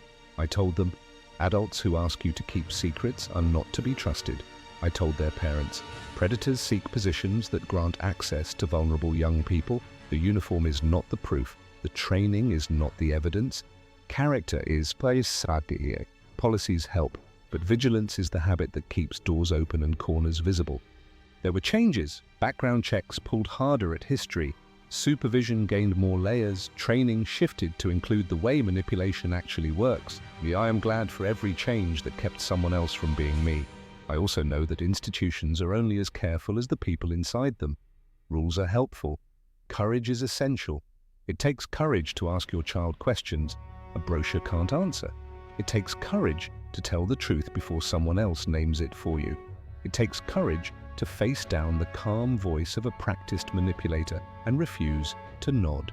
If you want to know what I wish my parents had known, it is this. Teach your child that admiration is not consent, that kindness is not proof, that privacy requested by an adult is a warning light. I teach them that they can leave any room without apology, and teach them that if they feel special around someone in charge, that feeling needs a second opinion, and teach them to remain alert to the signs of grooming and manipulation and to speak out even when shame tells them not to.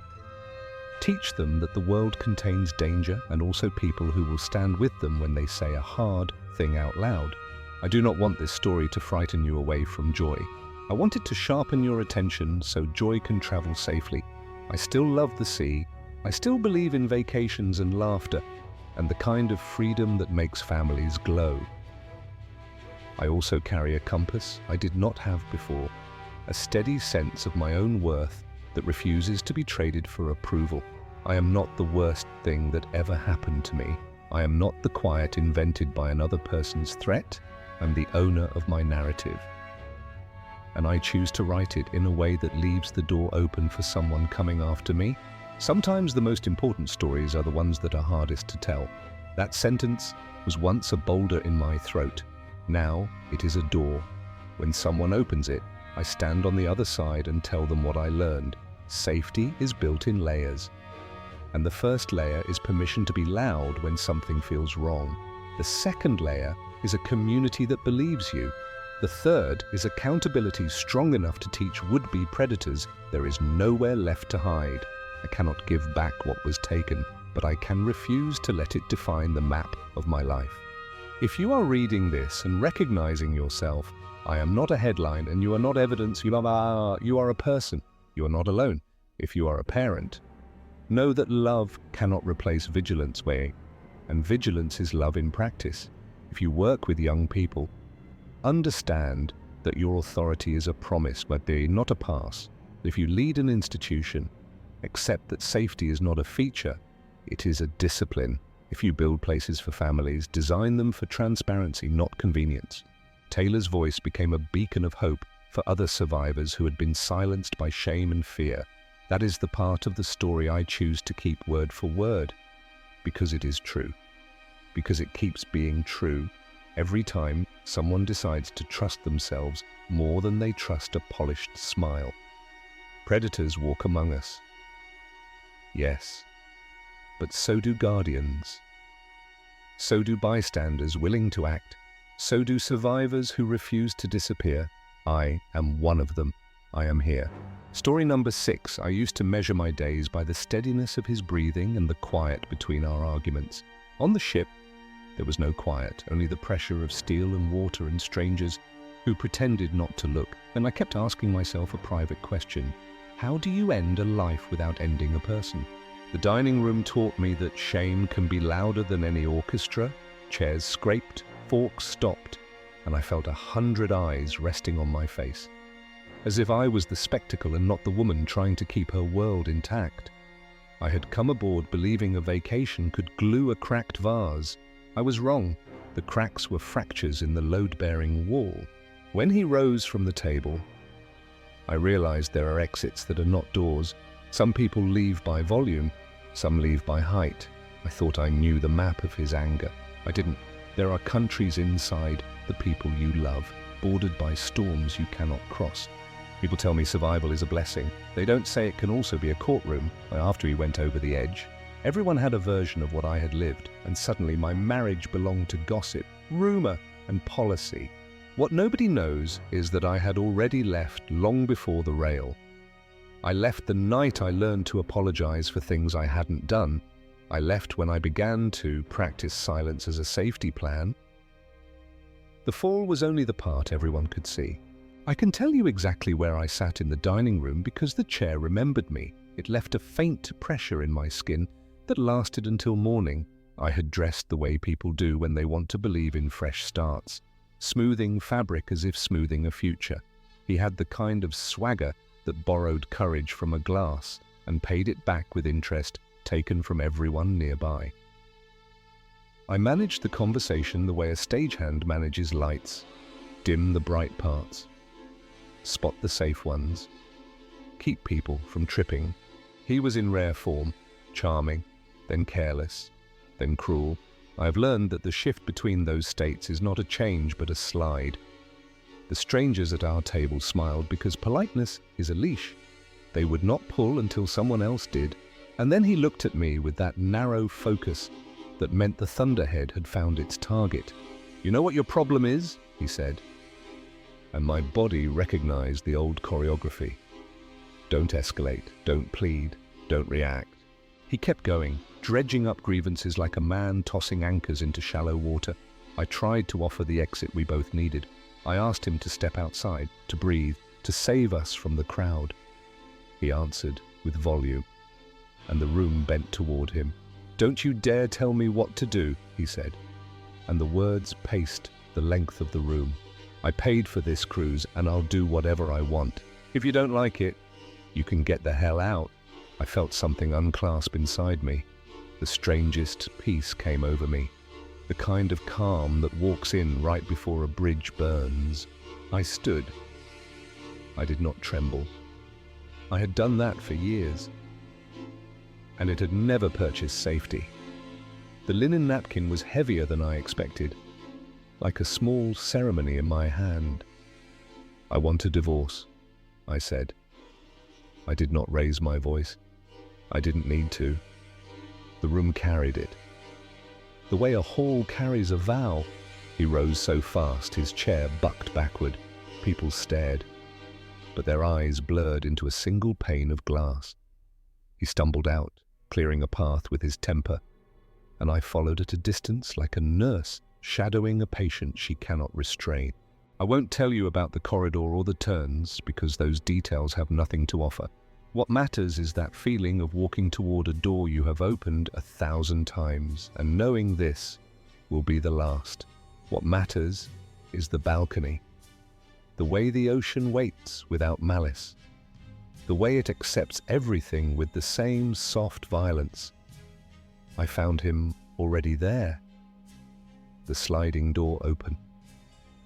A bottle tilted to his mouth like a dare. There are moments when love feels like standing in front of a storm with an umbrella made of paper. This was that. I asked him to come inside.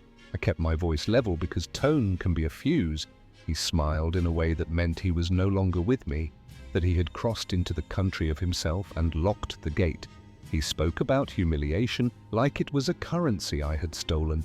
He spoke about control like it was oxygen I kept from him. I told him I would call for help. And he laughed, not a sound, really, but a permission slip for what came next. "You're not calling anyone, Nego," he said. "You created this mess, and you're going to deal with it." The words dented the air. I took a step back, not from fear, but from the understanding that I could not hold him together with my hands. There is a sentence that still wakes me. Vincent Kowalski climbed over the balcony railing and let go. It reads like paperwork, like something you initial and file. But the body is not paperwork. The body remembers exactness. The body remembers the way light looks on moving water and the way the human figure becomes small too fast. The fall seemed to take forever, people say. But time is a trickster in these matters. It can be both a blade and a net. I saw the shape of him rotate. A human in free descent. His body spinning through the air like a ragged doll. And in that instant I learned that loving someone does not give you the power to change physics. I braced myself against the railing and could not blink. I wanted to scream and found only breath. Some witnesses said I shouted his name. Perhaps they are right. But what I remember is a silence so complete, it might have been mercy. A ship that big carries its own weather. Wind gathered itself and then forgot us. And for a moment the world narrowed to the geometry of a body and a hull and the small, improbable miracle of rubber. He did not hit the sea. He hit luck, shaped like a lifeboat. The kind of luck that slices as it saves, that breaks ribs while it refuses to break a life. Later, a crewman would tell me the odds, and someone would repeat a joke made in bad taste and worse timing. Too drunk to die. I have heard many versions of fate, but none felt as honest as gravity interrupted by a tender piece of engineering. People ran, uniforms arrived, procedures unfolded like a script everybody knew, except me. I stood still and shook without motion. You can stand still and still move. The mind runs laps when the body refuses. Someone touched my elbow and asked me to sit. Someone offered water as if hydration could reason with the moment. The words around me organized into categories: liability, witness, family, trauma. I gave my name twice before it sounded like mine. The deck became a courtroom without a judge. Faces made closing arguments with their eyes. Was it an accident? Was it a performance? Did she push him, pull him, fail him, save him? I did not answer because there is no answer that convinces people who come to a story already armed with what they want to believe. He was found in the lifeboat, alive, battered, suspended in that absurd cradle of industrial compassion. The medical team stabilized him with a cool competence that made me ache. I watched gloved hands and purposeful nods and thought about all the times I had tried to do the same thing with no training at all. Just a pair of vows and a heart that would not surrender. Someone said the phrase out loud, the one that would follow us like a stray dog, an unlikely story of survival against impossible odds. I didn't flinch. We had been living inside unlikelihood for years. In the hours after, privacy became imaginary. Our names traveled faster than the vessel, leaked into lounges, corridors, tiny conversations between strangers who now felt drafted into our marriage. I moved through it, as if through weather, absorbing heat I had not created. Security spoke to me in paragraphs, formal, careful, exhausted. They promised an investigation, not solace. They asked for chronology, not history. I gave both, and neither changed anything that mattered. I was escorted to a room I had never seen and asked to recount every word from the dining room. The balcony, the stretch of corridor where nobody can ever agree what was said. They used the vocabulary of procedure, incident, precipitating event, subject. Partner? I answered with the vocabulary of a woman who had been practicing survival. Warning signs. patterns, escalation, withdrawal. I told them about a man who could be tender and then cruel with no intermission, a man loved by his team on job sites and feared in our kitchen. I told them the love story, which began as all love stories do, with hope, with laughter, with the certainty that people change in the direction of their better angels, and then I told them the rest. The medical staff did what medicine does, treat the body first, then ask the mind to line up for its turn. He regained consciousness with a startled calm and fragments of questions that suggested he had misplaced the night. He seemed bewildered by pain that did not fit the last picture he remembered. The professionals regarded him with that combination of compassion and distance that protects them from despair. I envied it. I wanted to borrow their distance the way you borrow a jacket against weather you did not dress for. Meanwhile, the ship marched on, meals served, photos taken, laughter purchased at retail. Somewhere on a sun deck I would not visit, someone ordered another round, toasted a birthday, a promotion, a promise that might hold. Elsewhere, little hands smeared ice cream on shirts.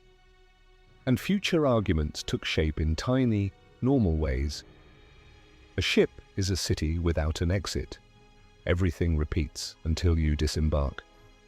I thought of leaving, of the impossible logistics of stepping away from a floating world. Instead, I wrote my statement again, as if clean sentences could bleach a stain. When I finally slept, it was the first sleep in years that did not prepare me for anything. I woke with a knowledge I had been trying not to adopt. I was done apologizing for a person I did not break. I was done protecting a man from the consequences of his choices as if that were my job. The line had arrived long ago. I was only now respecting it. Disembarking did not feel like arrival. It felt like stepping from one institution to another. The aftermath of Vincent's fall would follow both of them for years. That sentence began to write itself across the top of every form. Interviews multiplied. Opinions did too. There were questions about service policies and limits and whether our table had been an exception made out of habit or fatigue. There were questions about me that dressed themselves as concern. Had I provoked, or had I left? Had I stayed too long? I wanted to answer with math. Here is the ledger of attempts, the count of apologies, the cost of keeping the peace. We parted ways as if by choreography. He moved into a sequence of appointments and assessments, I into one of signatures and logistics. Vincent was ordered to undergo alcohol treatment and anger management counseling. The phrase is tidy, the work is not. He was banned from several cruise lines for life. Someone said that to me like it was justice. I nodded, because what else is there to do when people deliver outcomes as if they are gifts? I filed papers. The words in those documents did not look like love or hate. They looked like inventory, assets, dates, causes cited with the formality of grief in a pressed suit. Linda went through with her divorce, a future article might say, and it would be true, but not complete. Marriage ends for reasons too small to fit in checkboxes. The 1,000 tiny negotiations where one person keeps surrendering ground until she is camping at the edge of herself.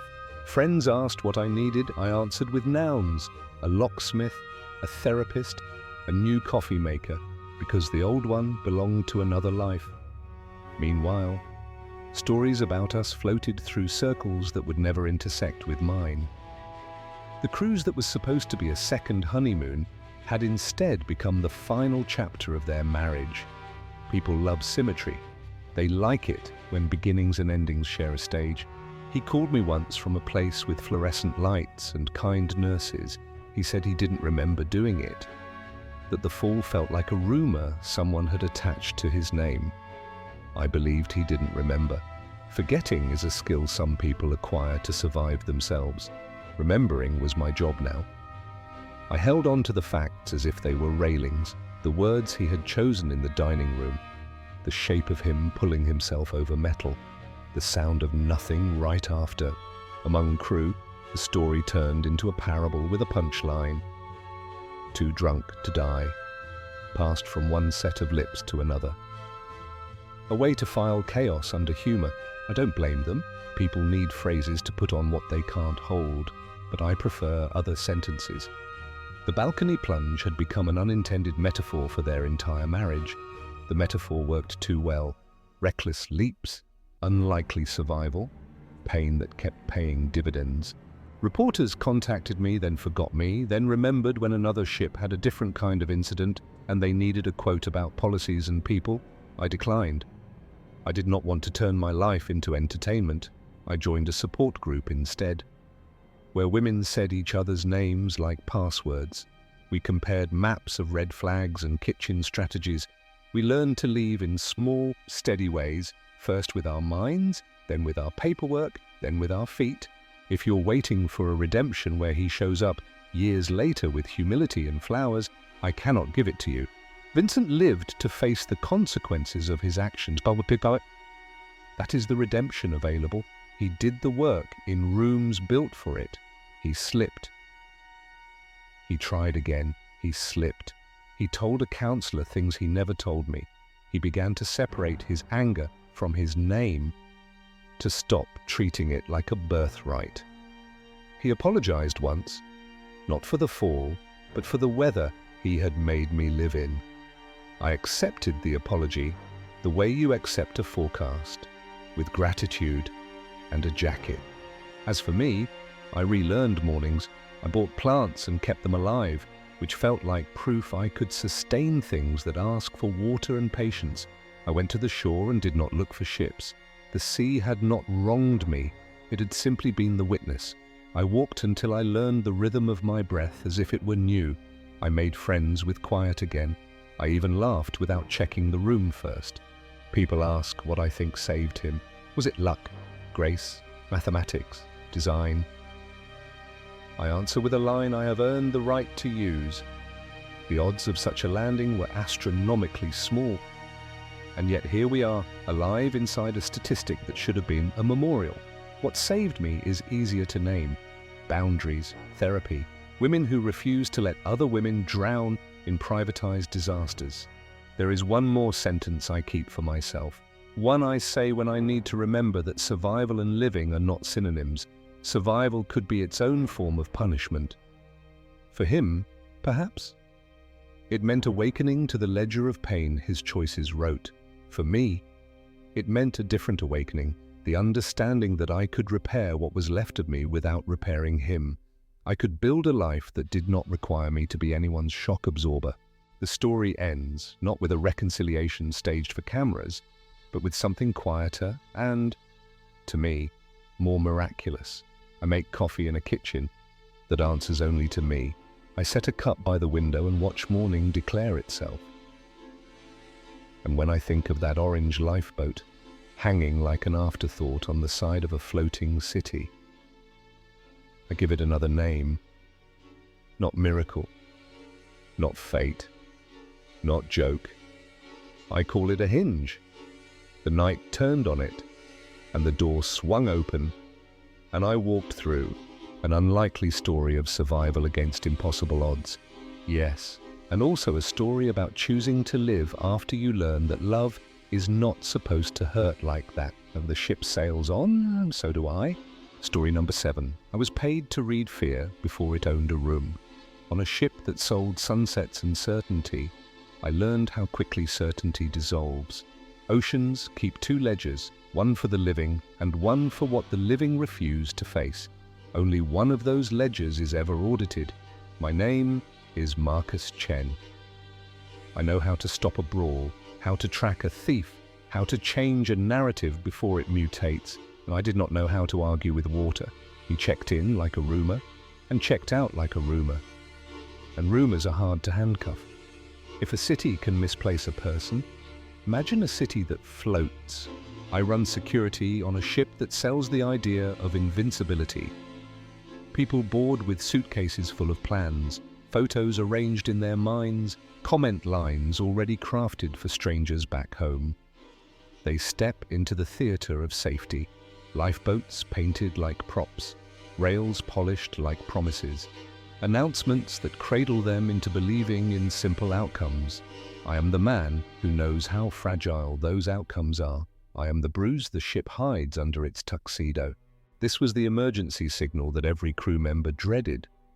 It wasn't the kind of sound you remember. It was the kind that decides what you will forget. Faces changed shape. Conversations broke mid-air and fell like cups. A map sprang open inside my head, and every corridor had a name I could feel behind my teeth. I moved, and the ship moved with me, both of us pretending to be calm. We had a name.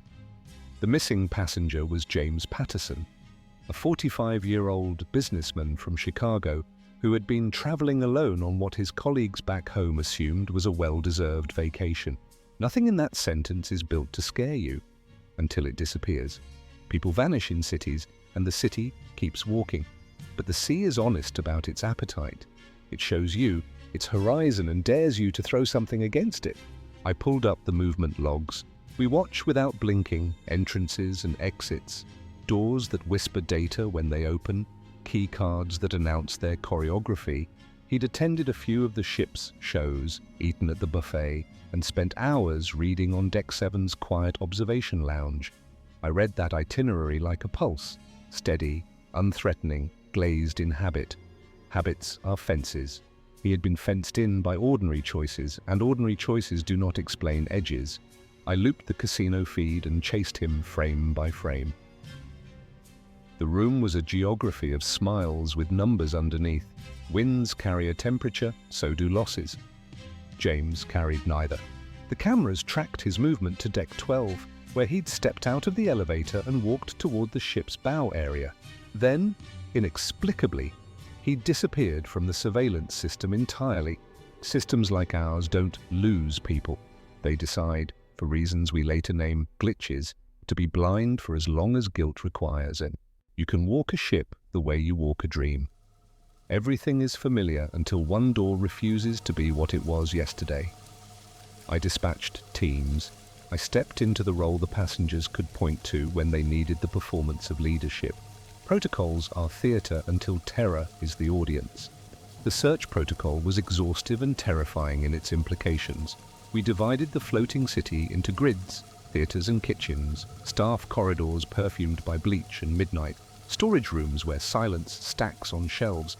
Crews moved with that specialized urgency that belongs to people who know what the word after can mean. I felt the ship as if it were a body and we were its doctors. Hoping to find pain before it renamed itself, I stationed myself in the nerve center. Marcus Chen coordinated the operation from the ship's security center. The screens draped the room with monitored certainty, stairwells, lounges, railings that were designed to convince parents that architecture could outwit gravity. The feeds were obedient, almost smug in their clarity. Except the one that mattered. On ships, as in life, the only camera that fails is the one you need. Volunteers arrived the way hope always arrives, underqualified and unstoppable. Among them was a woman whose voice could cut through fog. "Has anyone checked the lifeboats?" asked Sarah Martinez, a passenger who had volunteered to help with the search despite not being required to do so. The suggestion carried a strange weight. I wrote her name down because names anchor a day that threatens to float away. We checked again. We tied lines, boarded orange canisters that promise salvation to people who never bothered to read the instructions. Fear invents plausible doors where there are none. I watched my crew open possibilities and close them with relief or disappointment, both of which feel the same when you don't know which one you need. People talk about panic like it's a stampede, but panic can also be a murmur. It moves through a ship like weather, changing temperature and patience, and families sealed themselves into cabins designed to be postcards. And those postcards began to look like locked rooms. Conversations lowered. Even laughter learned to wear a smaller coat. The bar kept pouring confidence into glasses as if a steady hand could drown a question. We went deeper. Boilers and cold rooms, laundry tunnels, the places where the public rehearses not knowing exist. If a ship has a soul, It lives in the rooms no one photographs, and doors hissed with secrets they refused to share. And still we asked. Then the ship answered, not with a person, but with the shape of a person. James Patterson's wallet and room key were found in a maintenance corridor near the ship's stern, along with his shoes and the jacket he'd been wearing when he'd left the casino. The items were lined up with the kind of neatness that scares you. The items were arranged in a neat pile, as if James had deliberately placed them there before doing something that required him to remove them. We drew tape around the place, even though tape can only teach the living to stand somewhere else. Evidence is an impatient teacher. The discovery shifted the search from a rescue operation to a potential crime scene investigation. I felt the ship breathe differently as the word crime settled into the upholstery. The FBI was contacted via satellite phone, and agents were standing by to board the ship as soon as it reached the next port. You could feel the passengers rearranging one another in their heads. Who looks like a story? Who looks like a headline? We collected. We swabbed. We photographed the kind of emptiness that begs for captions. The presence of James's personal effects suggested either suicide or foul play, and both possibilities created massive liability issues for the cruise line. That sentence is the unlovely truth of my industry. Grief is personal, responsibility is contractual, and the ocean is not a party to either. Rumors calcify into explanation when offered enough repetition. Some passengers theorized that James had committed suicide, overwhelmed by personal problems that no one else knew about. Others insisted that he had been murdered, possibly by someone who had been watching him win money at the casino. The ship's crew developed their own theories, ranging from accidental death to elaborate insurance fraud, but none of them could explain why James's belongings had been found so far from where he was last seen on camera. I ordered everyone to stop using the word closure. Closure is a door built by the person who needs it most, and those doors never lead to air. There is a point in every investigation where you realize you are not collecting facts, you are collecting alibis. I read and reread the gaps, the technical difficulties where a screen had chosen to be a mirror. The security footage showed him walking toward the ship's bow, but the cameras in that area had been experiencing technical difficulties that night, creating a gap in the surveillance record that coincided perfectly with his disappearance. But I am a professional skeptic. But I also worship coincidence the way swimmers worship lifeguards. I interviewed the crew who found the items, a maintenance tech with sober hands, a cleaner who speaks to ghosts as a matter of cultural courtesy. Their stories aligned, not in the way con artists rehearse, but in the way exhaustion makes truth inevitable. I followed the corridor to the end and met a locked door that did not used to be locked. I touched it the way you touch a fever, hoping to learn something without admitting you asked the wrong question. Inside my head, I started building rooms that did not exist, so I walked. Movement is the only antidote the mind trusts. I toured the decks the way a priest tours his parish after a scandal. I stood at the rail and watched the ship draw a chalk line across water that refused to stay still. I understood, finally, what the brochures never say. The ocean does not forgive. It forgets. I wrote to the company, and the company wrote back in lawyer. We negotiated who owned which portion of the unknown, and we renamed dread with proper nouns, policy, statute, precedent. You can spend an entire day confessing nothing and still feel emptied out. We did not stop searching even after we started investigating. You never stop. You simply change verbs. When the passengers asked me what I thought, I gave them answers borrowed from anatomy. We check the heart, then the lungs, then the brain. We keep checking until the body tells us what it wants to be. The ship kept sailing because that is what ships do. The theatre performed to a smaller audience. The pool looked like a question mark, and I walked through the kids' area and felt the weight of every parent who now produced safety as a visible performance. Hands tighter, glances more frequent. An invisible leash made out of statistics and prayer. A cruise promises a week in which you can forget who you are. We delivered a lesson in the opposite direction. We added more eyes because eyes are easy to add, and additional cameras were installed. Security patrols were increased, and passengers were given more information about the dangers of being alone on deck during nighttime hours. The boat learned to hum a different song, the one institutions sing after something has happened that can't be expressed in present tense. But these changes couldn't address the deeper truth that the incident had revealed. That in the middle of the ocean, surrounded by thousands of people, it was still possible to be completely and utterly alone. Policy cannot repair physics. Tape cannot repair absence. There's a hole in every ship that does not reach the hull. It lives in the part of the mind that knows water is always winning. There are nights when the sea is a stage, and there are nights when the sea is a courtroom. I had become both witness and exhibit. I told myself the truth I could live with. It wasn't my job to solve the ocean. It was my job to keep the living inside the lines. But I have one more confession. It arrives late, if that word can be trusted here, and it carries the smell of printer ink and salt. Long after the theatre had reseated its laughter, after the crew learned to carry the mystery like a spine rather than a wound, I returned to the blind spot. The bow camera that shrugged when asked to remember. Engineers had teased a few frames from a recorder that preferred amnesia. The images were stubborn, like a child who refuses to repeat the word you need in one recovered sliver. James leans into a railing and becomes still the way statues become still, by agreeing with their material. His face is unremarkable in the way final choices can be, scrubbed of narrative, scrubbed of anyone else's name. And beside him, this is the part I do not put in my report, there is a shadow shaped like a man who does not exist on any manifest, not a stranger, not a crewman. The shape has the posture of someone listening. And then the sea becomes a wall of light and both men are gone. And 2 frames later, the rail is alone, as if furniture were my only reliable witness. Could digital artifacting masquerade as company? Of course. Could the mind hire a ghost because real guilt is too expensive to keep? Absolutely. I replayed those frames until they were no longer evidence but weather. I visited Sarah Martinez on a later voyage.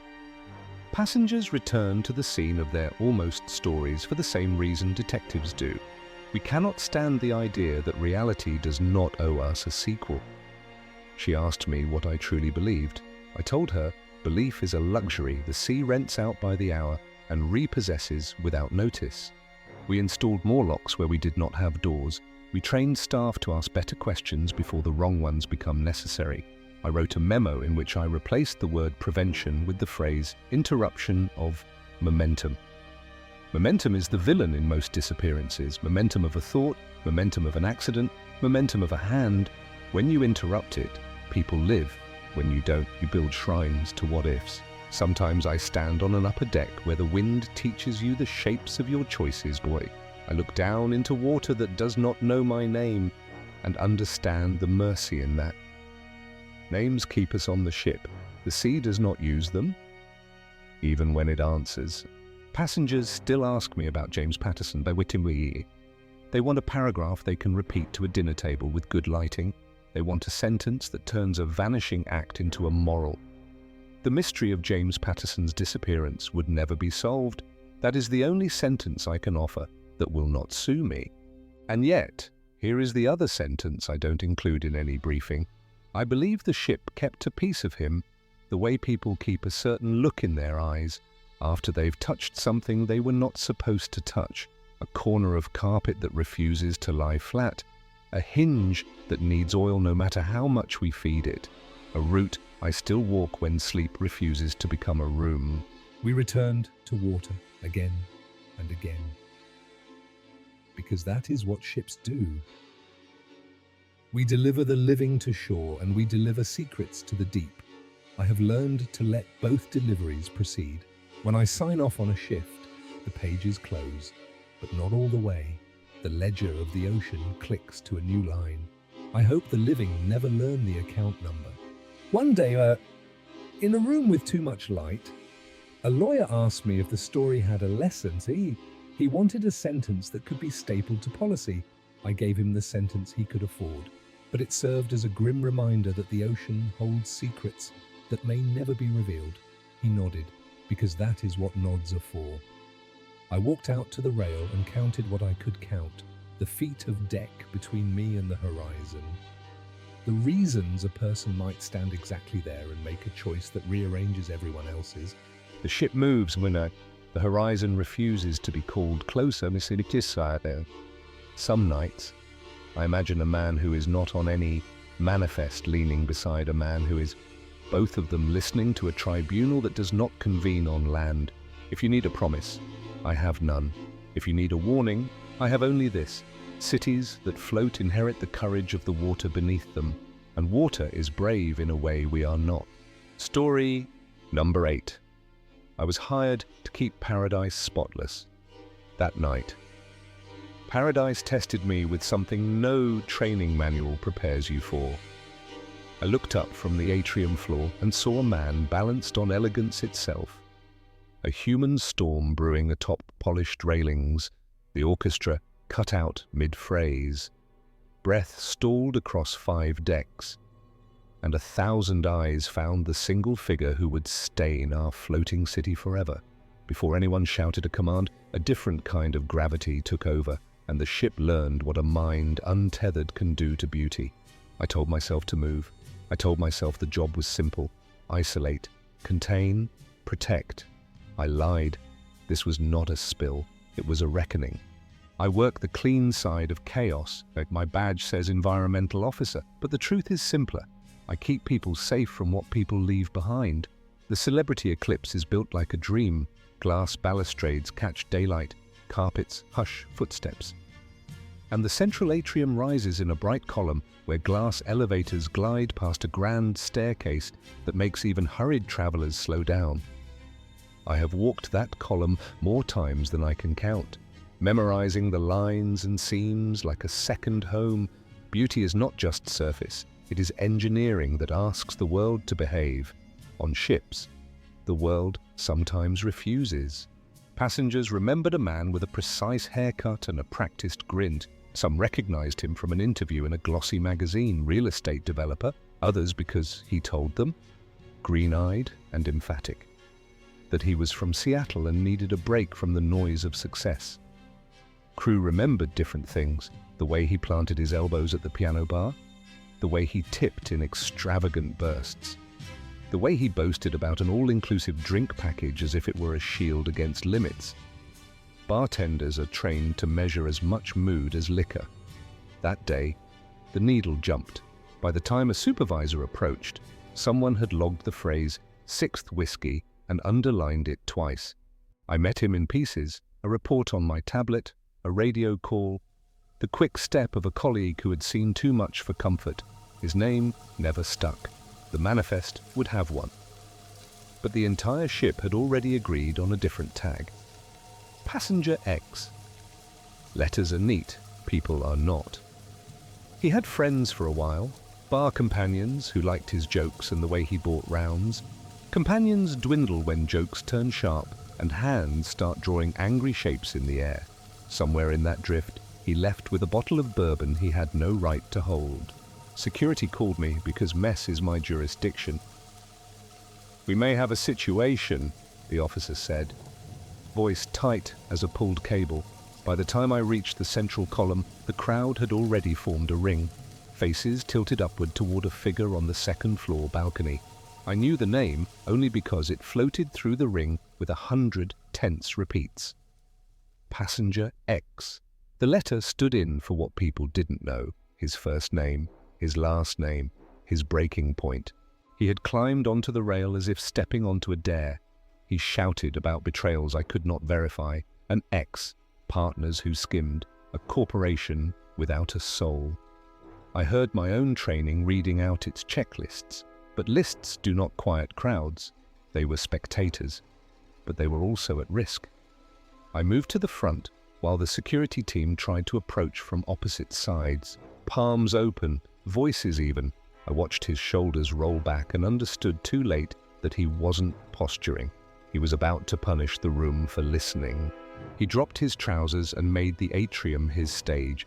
There are words that reduce moments like that to comedy. Those words are false. Waste fell from elegance to earth, from brass to marble floor, turning the design language of luxury into a field report. People broke formation. A guest slipped and grabbed a column. Two servers abandoned their trays and began guiding families to the outer corridors. I pressed my radio and called it what it was, a public health emergency, and requested isolation protocols and barriers. The order repeated down the line. "What is he throwing now?" a guest asked me, horrified. Clothing, I realized, shirt, then shoes, cast like bitter confetti toward the balconies below. The security officers kept talking, patient syllables arcing upward, promising help, promising privacy, promising dignity if he would just step back to the carpet. Their voices met a wall. The man doubled at the waist and heaved again, painting an expanding map across the atrium floor. The air changed. This was no longer a spectacle, it was exposure. I pushed into the service corridor, grabbed the emergency crate, and rolled it into the glare. Gloves, masks, sanitizing concentrate, matte barriers. My crew assembled without comment. When they saw the full picture, a silence older than training passed between us. We suited into hazmat suits because the rules are clearer than emotion. Protect, contain, dispose. I sprayed neutralizer on the perimeter and ordered the tape up. On the far side, security officers made their move. It took 3 to dislodge him from the rail and bring him down without letting him fall onto anyone below. "Medical inbound," said the radio. The medical team arrived with a stretcher. I watched the man melt into restraints fashioned for safety, not punishment. His eyes broke into erratic focus, then drifted. They carried him to the medical bay, where he was sedated and kept under observation. Vitals tracked, labs ordered, fluids started. People like to argue later about intent. My work doesn't have room for argument. I suctioned, scrubbed, diluted, lifted, and sealed. I marked every biohazard bag, logged every minute, and kept my crew moving until the geometry of the place returned. When the last bag was sealed and the barriers held, the crowd had already rewritten its own story. What began as curiosity became nausea, fear, anger, and some guests demanded refunds on the spot. Others insisted on early disembarkation at the next available port. I cannot blame them. The atrium, our proud heart, was now a reminder. Back-of-house radios carried words we don't say near guests: morale, incident stress, debrief. Front-of-house messaging stuck to what could be measured: sanitation completed, systems verified, spaces reopened in phases. By the time the lights brightened and the barriers came down, the online world had metabolized the incident into its own drama. Clips bled into feeds, captions reached for irony. Strangers who had never set foot on a deck declared expertise. Social media mixed with news outlets and multiplied the story into versions we didn't recognize. Corporate forwarded a statement for immediate release, a formal apology. Offers of compensation, numbers to call. Meanwhile, onboard leadership huddled over a single question: how do you prevent a person from turning architecture into a weapon? I signed a witness report. Security filed theirs. Legal prepared theirs. I learned the rest in fragments. Passenger X was banned from the line. Port authorities met us with calm professionalism and read out the cascade: legal consequences for public endangerment and disorderly conduct. The words sounded clinical, almost gentle. Compared with what guests would carry home, images they never asked to see, stenches they worked hard to forget. And a question that returns at quiet moments: why did a man with options choose a balcony and a crowd? Passenger X became a headline, then a cautionary tale, then a warning embedded in trainings for new hires. People asked me whether the ship ever truly returned to normal. I told them the truth. Ships heal, but they do not erase. We deep cleaned the atrium until the air tasted like citrus and soft metal. and we logged the sanitation cycles until a spreadsheet became a memorial. We walked the grand staircase with new eyes, knowing how quickly ceremony can become catastrophe. Above all, we practiced our rituals again. Arrive early, read the room, step in before a person turns into a problem that fills 5 decks. I could end here with distance, as if I were only the cleaner of scenes, but there is a detail I keep for myself. When the stretcher rolled past, the man turned his head and found me, in the space of a heartbeat.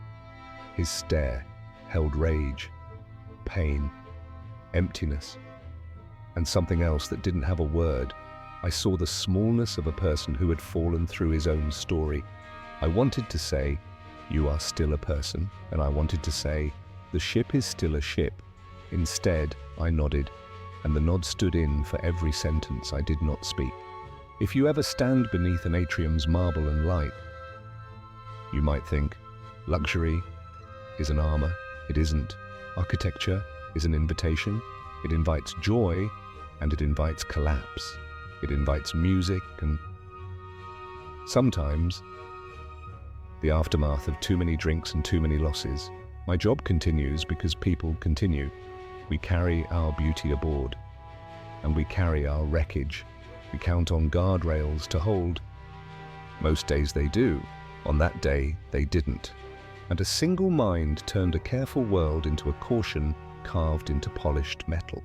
You'll want the secret every crew member knows. It's not the engines that keep a voyage smooth. It's the rituals of care no one notices, the quiet checks, the early interventions, the 15 seconds of patience that turn a complaint into a conversation. We missed a ritual somewhere with him, a kind word, a firmer limit, a different handoff from bar to hallway. Not excuses, inventory. I replay the scene when I cross that space now. I look up at the rails, down at the steps, and I run a new map in my head, where to stand, how to usher, what to say when a person is teetering between spectacle and rescue. It is easier to blame a villain than to strengthen a system. He carried his choices. We carried our responsibility. Both truths can live in the same corridor. If I sound calm, credit the uniform. Inside, I am still tightening bolts you cannot see, building a ship that can absorb 1,000 versions of the same unexpected fall. In later briefings, leadership asked for specifics. What worked? What failed? What must change? We spoke without evasion. Bar service now flags faster escalations. Peer checks rotate more often near the piano bar. Security adjusted their zones so a single roaming wedge can converge on the second-floor balcony in under 60 heartbeats. Housekeeping pre-stages sanitizer carts near the atrium during peak entertainment hours, and my team keeps extra hazmat suits within reach. We added a discreet handoff protocol between bar staff and patrols so that an agitated guest never becomes a mystery in a crowded corridor. Guests wrote letters, some shared gratitude, some shared rage. I answered a few myself because a typed signature would not do. I told them exactly what we did, because vagueness breeds distrust. I told them what we would do next, because action is the only apology that makes sense after a public health emergency. I did not promise perfection. I promised vigilance backed by process. And process backed by people who know what it means to scrub a story out of stone and breath and cloth. On another walk through the atrium, the brass shone again. The marble floor wore its reflections like sculpture. A child ran ahead of a parent and spun beneath the glass elevators just to watch the world trade places.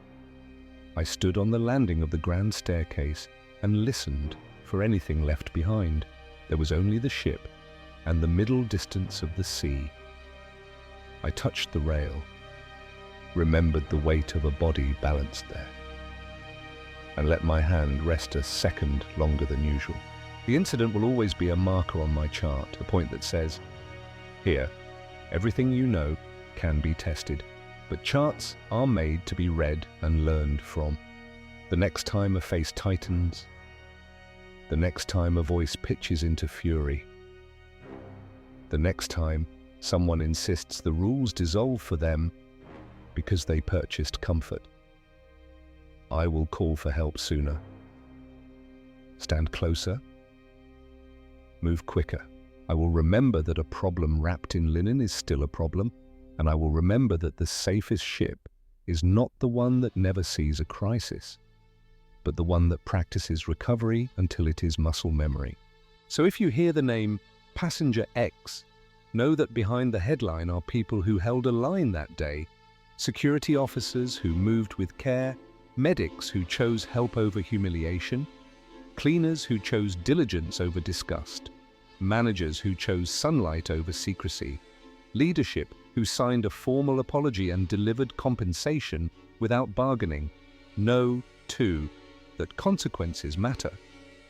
He faced legal consequences ashore, along with public endangerment and disorderly conduct that become more than words once you stand on the deck where it happened. And me, I am still here, counting the unglamorous victories, a prevented overserve, a calm word at a railing, a guest steered toward a couch and water, a bartender backed up by policy that has teeth. The ship shines because hundreds of hands believe that care is a craft. The story shines because we tell it true, not for spectacle, but for memory, and for the next person who will never know how close they came to becoming a legend for all the wrong reason. Story number 9. I poured clarity for strangers but kept my own secrets submerged. I learned to read faces the way sailors read horizons, and some horizons look back. I do not believe in safe rooms below a living ocean. Metal remembers what it carries. If you stand long enough in the pulse of engines, you hear more than machinery. What follows is not a confession, it is a record of what Salt asked of me.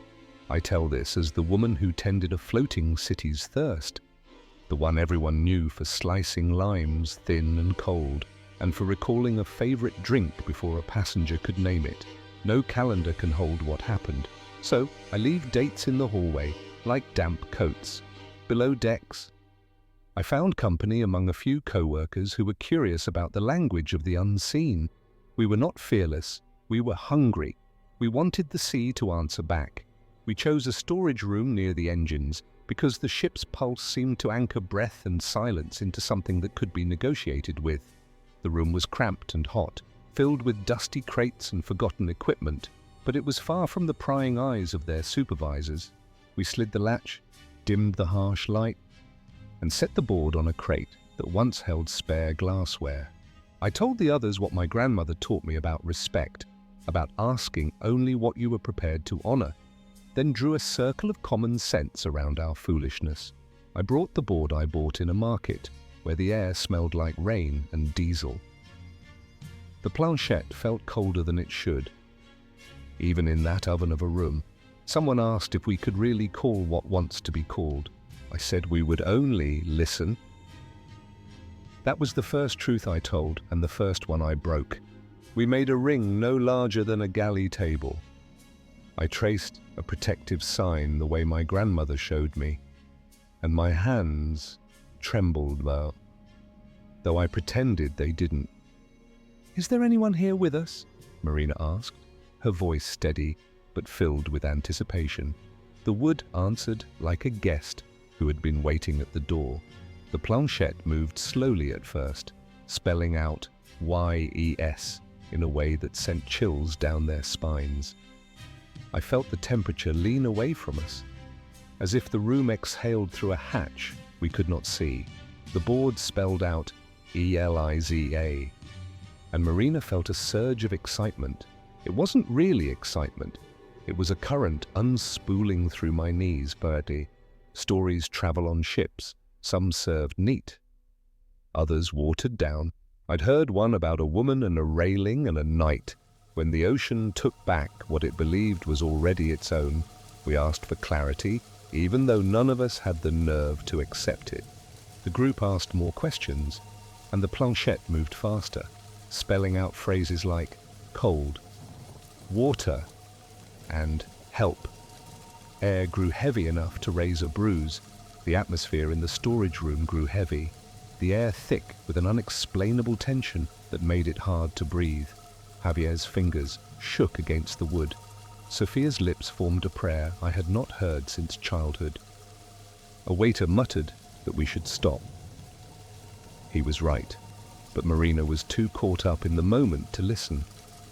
I pushed forward, because purpose is a kind of intoxication. She pressed on, asking Eliza what she wanted. The wood struck like a fish pulling line. The planchette flew across the board, spelling out truth in bold, rapid movements that startled everyone in the room. The single bulb trembled as if holding its breath above us. The Ouija board glowed faintly under the dim light of a single bulb, and the 4 crew members placed their fingers lightly on the planchette, asking questions into the darkness. Then the bulb chose absence. Not a pop, not a spark, simply the sensation of the world narrowing. I could not see the others.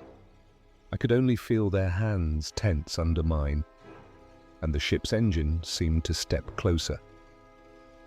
The Ouija board was knocked to the floor, and the planchette skittered across the room as if thrown by an unseen hand. We scrambled for our flashlights and drew our beams across the floor in a slow, frightened sweep. We found the board face down, and my breath coiled in my chest. On the concrete, a trail began where no one stood, prints wet enough to reflect our light, arcing from the circle we'd made to the door. We did not argue. We ran. The séance ended abruptly, with the crew members fleeing the storage room in terror. I returned to my post with salt drying on my wrists that would not wipe away. Guests leaned across the counter and asked for simple pleasures. I gave them what they wanted, while something in me counted to a number that never ended. The ship began to speak in new dialects. The ship's electrical systems began malfunctioning, with lights flickering and intercoms broadcasting static that sounded disturbingly like human voices. In cabins, people complained about breezes in sealed spaces and mirrors that felt like doors. The name we spelled traveled the length of the crew corridors. I told myself not to repeat it. I told myself many things I did not do. I confessed to Sophia instead.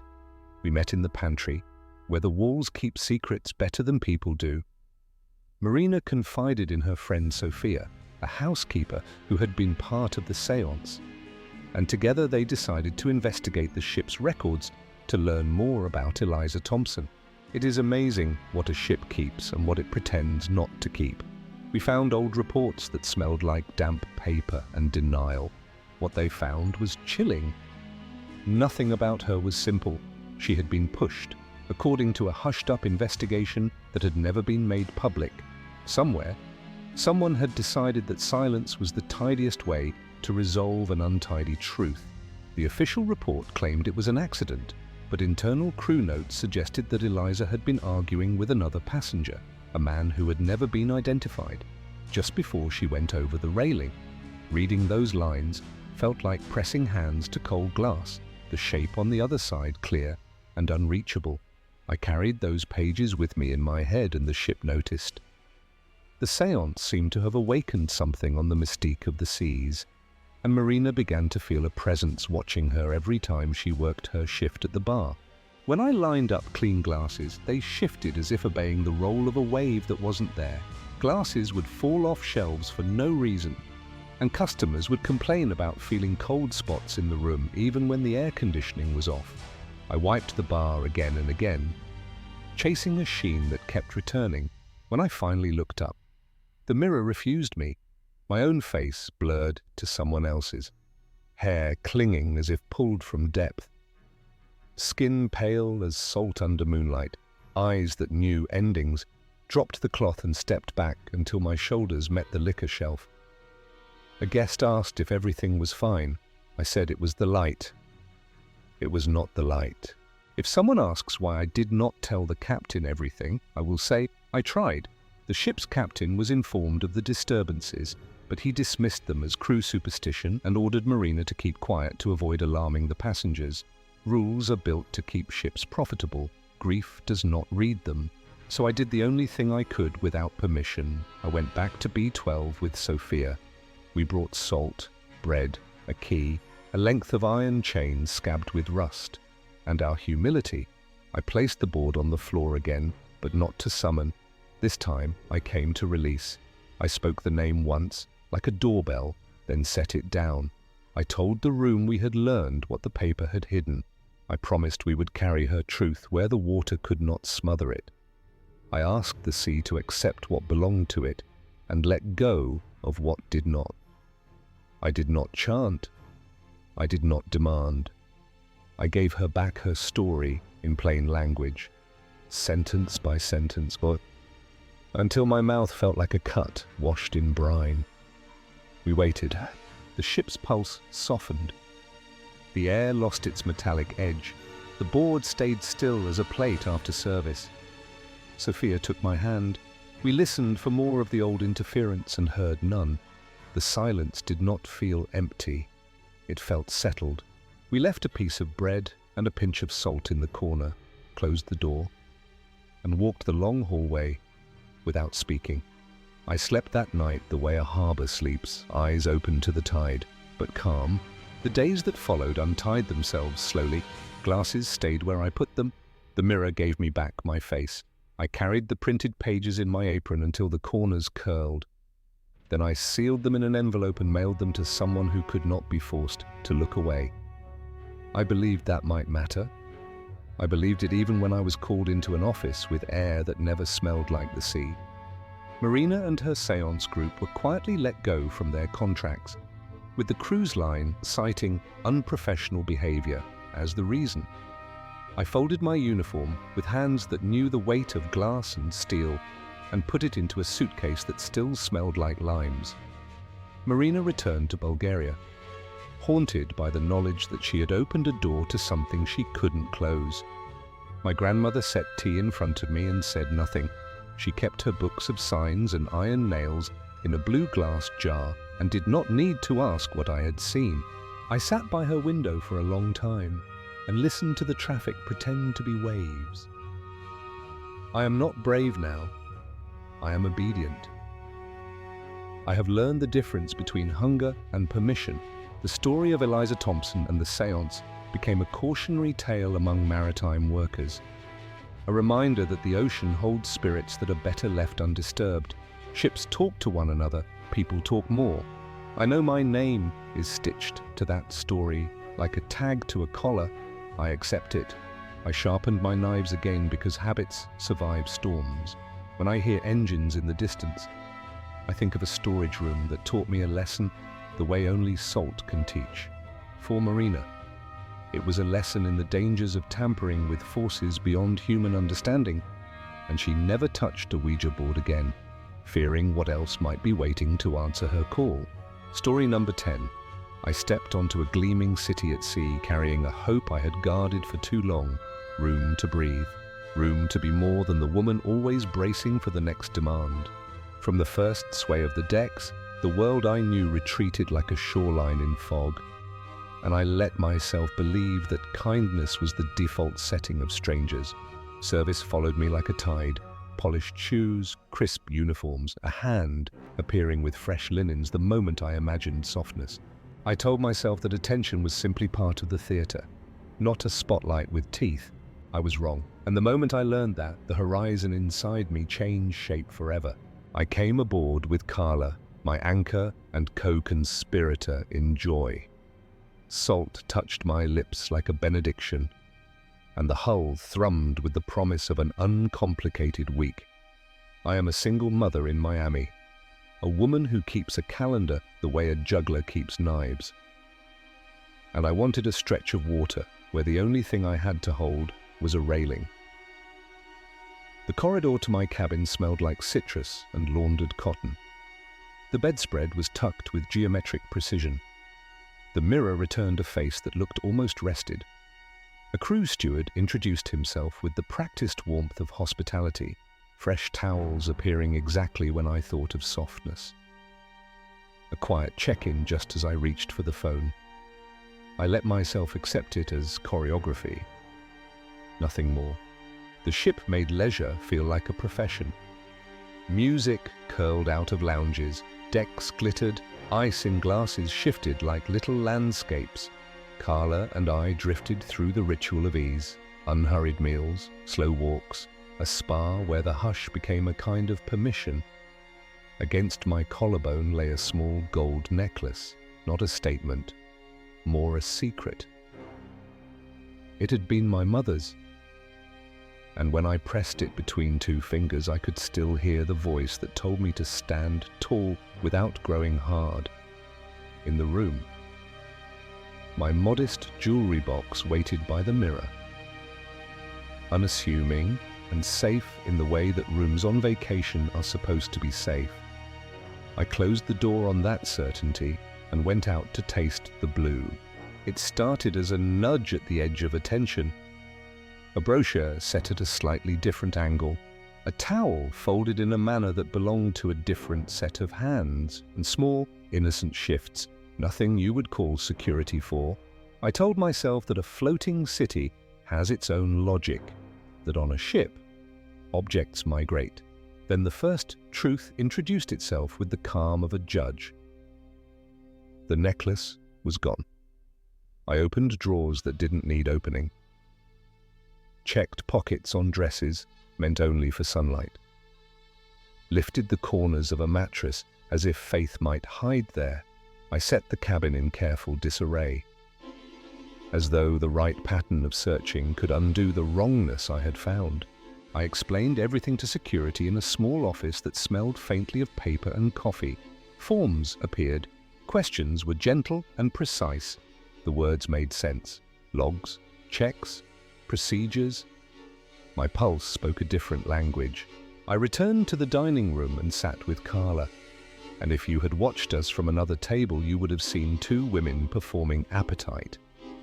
On the surface, nothing had changed. Beneath it, a seam had split. By the time I returned to the cabin, the absence had learned to multiply. Earrings, a silk scarf, a little bottle of perfume I'd brought to feel extravagant beside the sea. Each loss was a finger tracing the outline of something I believed unbreakable. We decided to test the room the way a doctor tests a nerve. Carla placed a cheap but glittering bracelet on the dresser. I set the rest of my belongings carefully away and aligned the door like a stage prop. We made the performance of departure, voices in the hallway, steps receding, then slid back into the bathroom and left the door just wide enough for a ribbon of sight. The waiting was not dramatic. There were no theatrics, no breath held for effect, only the quiet muscle of patience and the kind of stillness that makes you notice your own heartbeat as a metronome. The door opened, not a crash, not a flourish. A key did what a key was designed to do. The steward moved with the efficiency of long practice.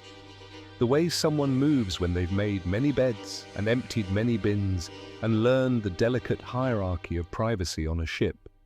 His eyes went to the dresser. His hand hovered over the bracelet, the way a reader hovers over a line they love. Then settled. He did not rummage or voice. He selected.